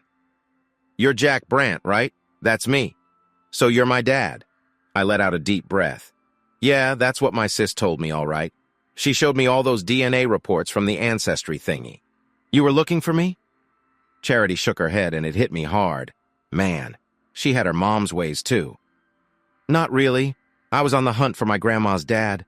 My mom used to tell me how he hurt her and her mom, how he vanished one day. I got kind of obsessed with finding him. I wanted to know why he did all that. A buddy gave me one of those DNA kits for Christmas. My friend thought it might help find him. It was a long shot, but cheaper than a detective. Let me guess, I cut in gently. You found an aunt you never knew about, one that wasn't from your mom or dad's side. With her eyes shut, Charity nodded once. At first I didn't get it. I had no clue who she was or where she fit in, thought it was a mistake or just random. But then the app starts linking me to more strangers, and I see this whole mystery side of the family. My daughter looked at me straight. That's when things started to clear up. I reached out to Annabelle through the app, then by email, then calls. She spilled it all. About you and Mom, about Joe. Joe's your dad? Charity let out a laugh. On paper, sure. He wasn't much of one, to be real. He tried, he did, and I forgive him for that, but I always made him feel weird. Do you think he knew about you and me? You know that last time? I thought about it, and I don't think he did. He's always believed I was his. When I hit Mom with all this, she just broke down and begged me not to tell him. Said it was her one secret, one that was only fair, as she put it. That made me laugh. Wow, the joke of that. The big joke of it. I looked at her with a keen eye. If Joe had made Gwen have a baby, they wanted to say it was mine. Funny how things flip. Did your mom tell you about our split? I asked. Charity laughed a bit, her eyes moving around, not wanting to look at me. Yeah, but it wasn't easy to make her talk. What she left out, your sister told me. She looked down at her shoes, her voice went soft and she seemed so small. I never knew you two were married and then not. I didn't even know you were a thing. No talk of you at home, not in front of me anyway. Nothing Mom or Dad said made me think she was with someone else before him. Now that we were chatting, I felt so calm. Your mom was good at keeping things secret. I tried to make her feel better. I pointed at her neck. Did she give you that necklace before or after you found out about me? Her hand touched the necklace. She gave it to me when I was 6, but it didn't fit until I was 14. I've worn it a lot since then. She looked sad, her mouth tight. When I asked her about you, that's when she told me about the necklace. My last gift to her, I remembered. She tilted her head, looking a bit better. I remember her crying a lot when I was little, mostly at night when Dad wasn't there. I once asked her why, and she said, because he's alone out there. I thought she missed Dad, but now? Your mom and I did love each other a lot, I told Charity. But what she wanted just couldn't happen. So you left. So I left. Silence filled the room again. We were both deep in thought when I threw out my own question. Did your mom say why she kept you a secret from me? She laughed again, sharp and quick. Yeah, after a lot of asking. She thought you wanted to leave that old life because it and she hurt you a lot. She worried you'd be mad at us both if you knew about me, that you'd think she was trying to drag you back into something you didn't want. Trust Gwen to get me right. Maybe I would have. I had thought about this a lot before meeting Charity, and it made sense. After your mom, things got really dark for me. I don't know how I would have reacted. I reached out my hand, open, waiting. But now? Now I wish she had told me. It feels unfair we missed out. She also said she wanted to keep a piece of what we had to herself, Charity shared, her eyes bright with hope. You don't hate me? The relief almost made me laugh out loud. Hate you? I was scared you'd hate me for leaving your mom and not knowing about you. Her smile burst through, grabbing my hand tight. I was close to it until I heard the full story. I thought maybe you left because you didn't want me. Finding out it was all her doing changed that. To be fair to Gwen, it wasn't just games. I softened a bit toward my ex. Your mom had her way of dodging stuff. She didn't talk about what was up with Joe, so she stayed quiet. She didn't want to face who you really belonged to, so she kept it to herself. She kept quiet about me on purpose. She didn't want you to know me. I get why, but it's hard to let go of being mad. I held my girl's hand soft. But that's not on you. Man, I wish you were my dad all along. You're so good at talking. Dad would have just said this wasn't his thing and told me to go see Mom. Joe, you mean? Well, he always thought he'd be a bad dad. Guess he didn't try hard enough. She looked deep in thought. So, what now? Do I call you Dad? I lifted my brows. Might be too soon. Better than sperm donor, but we still need to learn about each other. Just call me Jack for now. Charity looked sad, so I quickly added, but now we can start getting to know each other. I'd like that. Her smile could have been mine. So, can I move in? I knew she was kidding and laughed. Plan on bringing boys home? She turned pink. No, boys won't be a thing. Oh? I asked. This friend who got you the DNA kit, not a boy? No. More than a friend? Charity pulled back a bit. Is that bad? I kept smiling to show it was fine. Don't know yet. Haven't met her. But I'd like to. We could all grab dinner. How's that sound? She lit up, looking so happy. Charity was buzzing with joy. Kinda like Cindy, not so much Gwen. Yeah, I gotta ask her, but she's at the hotel. We were thinking if today went good with you, maybe we could get jobs here till school starts at the end of summer. That way we could all hang out more. I reached out and held her hand gently. Sounds like a great first step for us. But there's something I gotta ask you, Charity. What's up, Jack? She made a face. Weird saying that. She shook her head and leaned in. What do you need? This time I paused. I wasn't sure what dreams or hopes my daughter had about us meeting, but I had to be clear on one thing that couldn't happen. About your mom. Gwen. I don't want to know. It was tough to say. Gwen still made my heart ache. I don't want to know how she is, where she is, who she's with. I don't want to see her or talk to her. I don't want to know about her, or Joe. I don't want them to know about me. I just want you in my life. Charity pressed her lips together, thinking hard about what I said. You still love her? I do. I guess I always will. Well, the Gwen I spent 8 great years with. Knowing about your mom now, it'd just be a sad story. A very sad one. But you love Cindy. Yes, a lot. More than I did your mom, even on the best days with her and the worst with Cindy. But Gwen drags up a tough past for me, Charity, and I can't move on if I'm always reminded of that weight. My daughter thought it over, then nodded in that way that felt so familiar. I might mess up now and then, say stuff by mistake. That's okay, Charity. Stuff like that happens. Just try not to do it on purpose, okay? We talked for another 2 hours until she began to feel tired. It looked like Charity and her girlfriend Linda had come from their college right after class. She said she'd call back later that night to talk about dinner plans, and then we'd all go out together. Cindy walked into the living room and sat down where Charity had been, holding my hand as she often did. So, it went good? She asked, a bit cautious. I nodded and held her hand tight. We like to be close, always touching. It went well. We're planning to go out for dinner tonight before your work starts. I caught a bit of your chat, Cindy said, a bit playful. I kinda listened in. What's this about loving me more than Gwen, even on the best days with her, and the worst with me? I chuckled and made her sit on my good knee. You know it's the truth. Do I? She asked, leaning back into me gently. My love was soft, warm, and amazing. So, how will you show me? Bagels, I said with confidence. Bagels? Yes, I replied. We're going to grab some bagels for lunch. I hope they have the French toast ones. I really like those. Cindy looked puzzled. How are bagels going to show you love me, Jack? Easy. As I looked at her, I touched her 4th finger gently. After bagels, we're hitting the jewelers. I'm buying you a ring, and I'm asking you to marry me, Cindy. Oh, well, that's... Seeing her all flustered was a treat. She melted into me, surprised and happy. We had lightly talked about marriage before over the last year or two. Now it was time to do it, to start our own family. Well, if that's what you want. Cindy gave me one of those kisses that made me feel all warm and tingly, my hand gripping her tight. If so, she whispered, making me smile as she lightly bit my ear. Then I guess I should say yes to save you some time. But we need a trial honeymoon just to make sure we do it right. I couldn't help but smile. The small things like bagels could wait a bit more. The small things in life stay there while you sort out the big stuff. Hey, audience!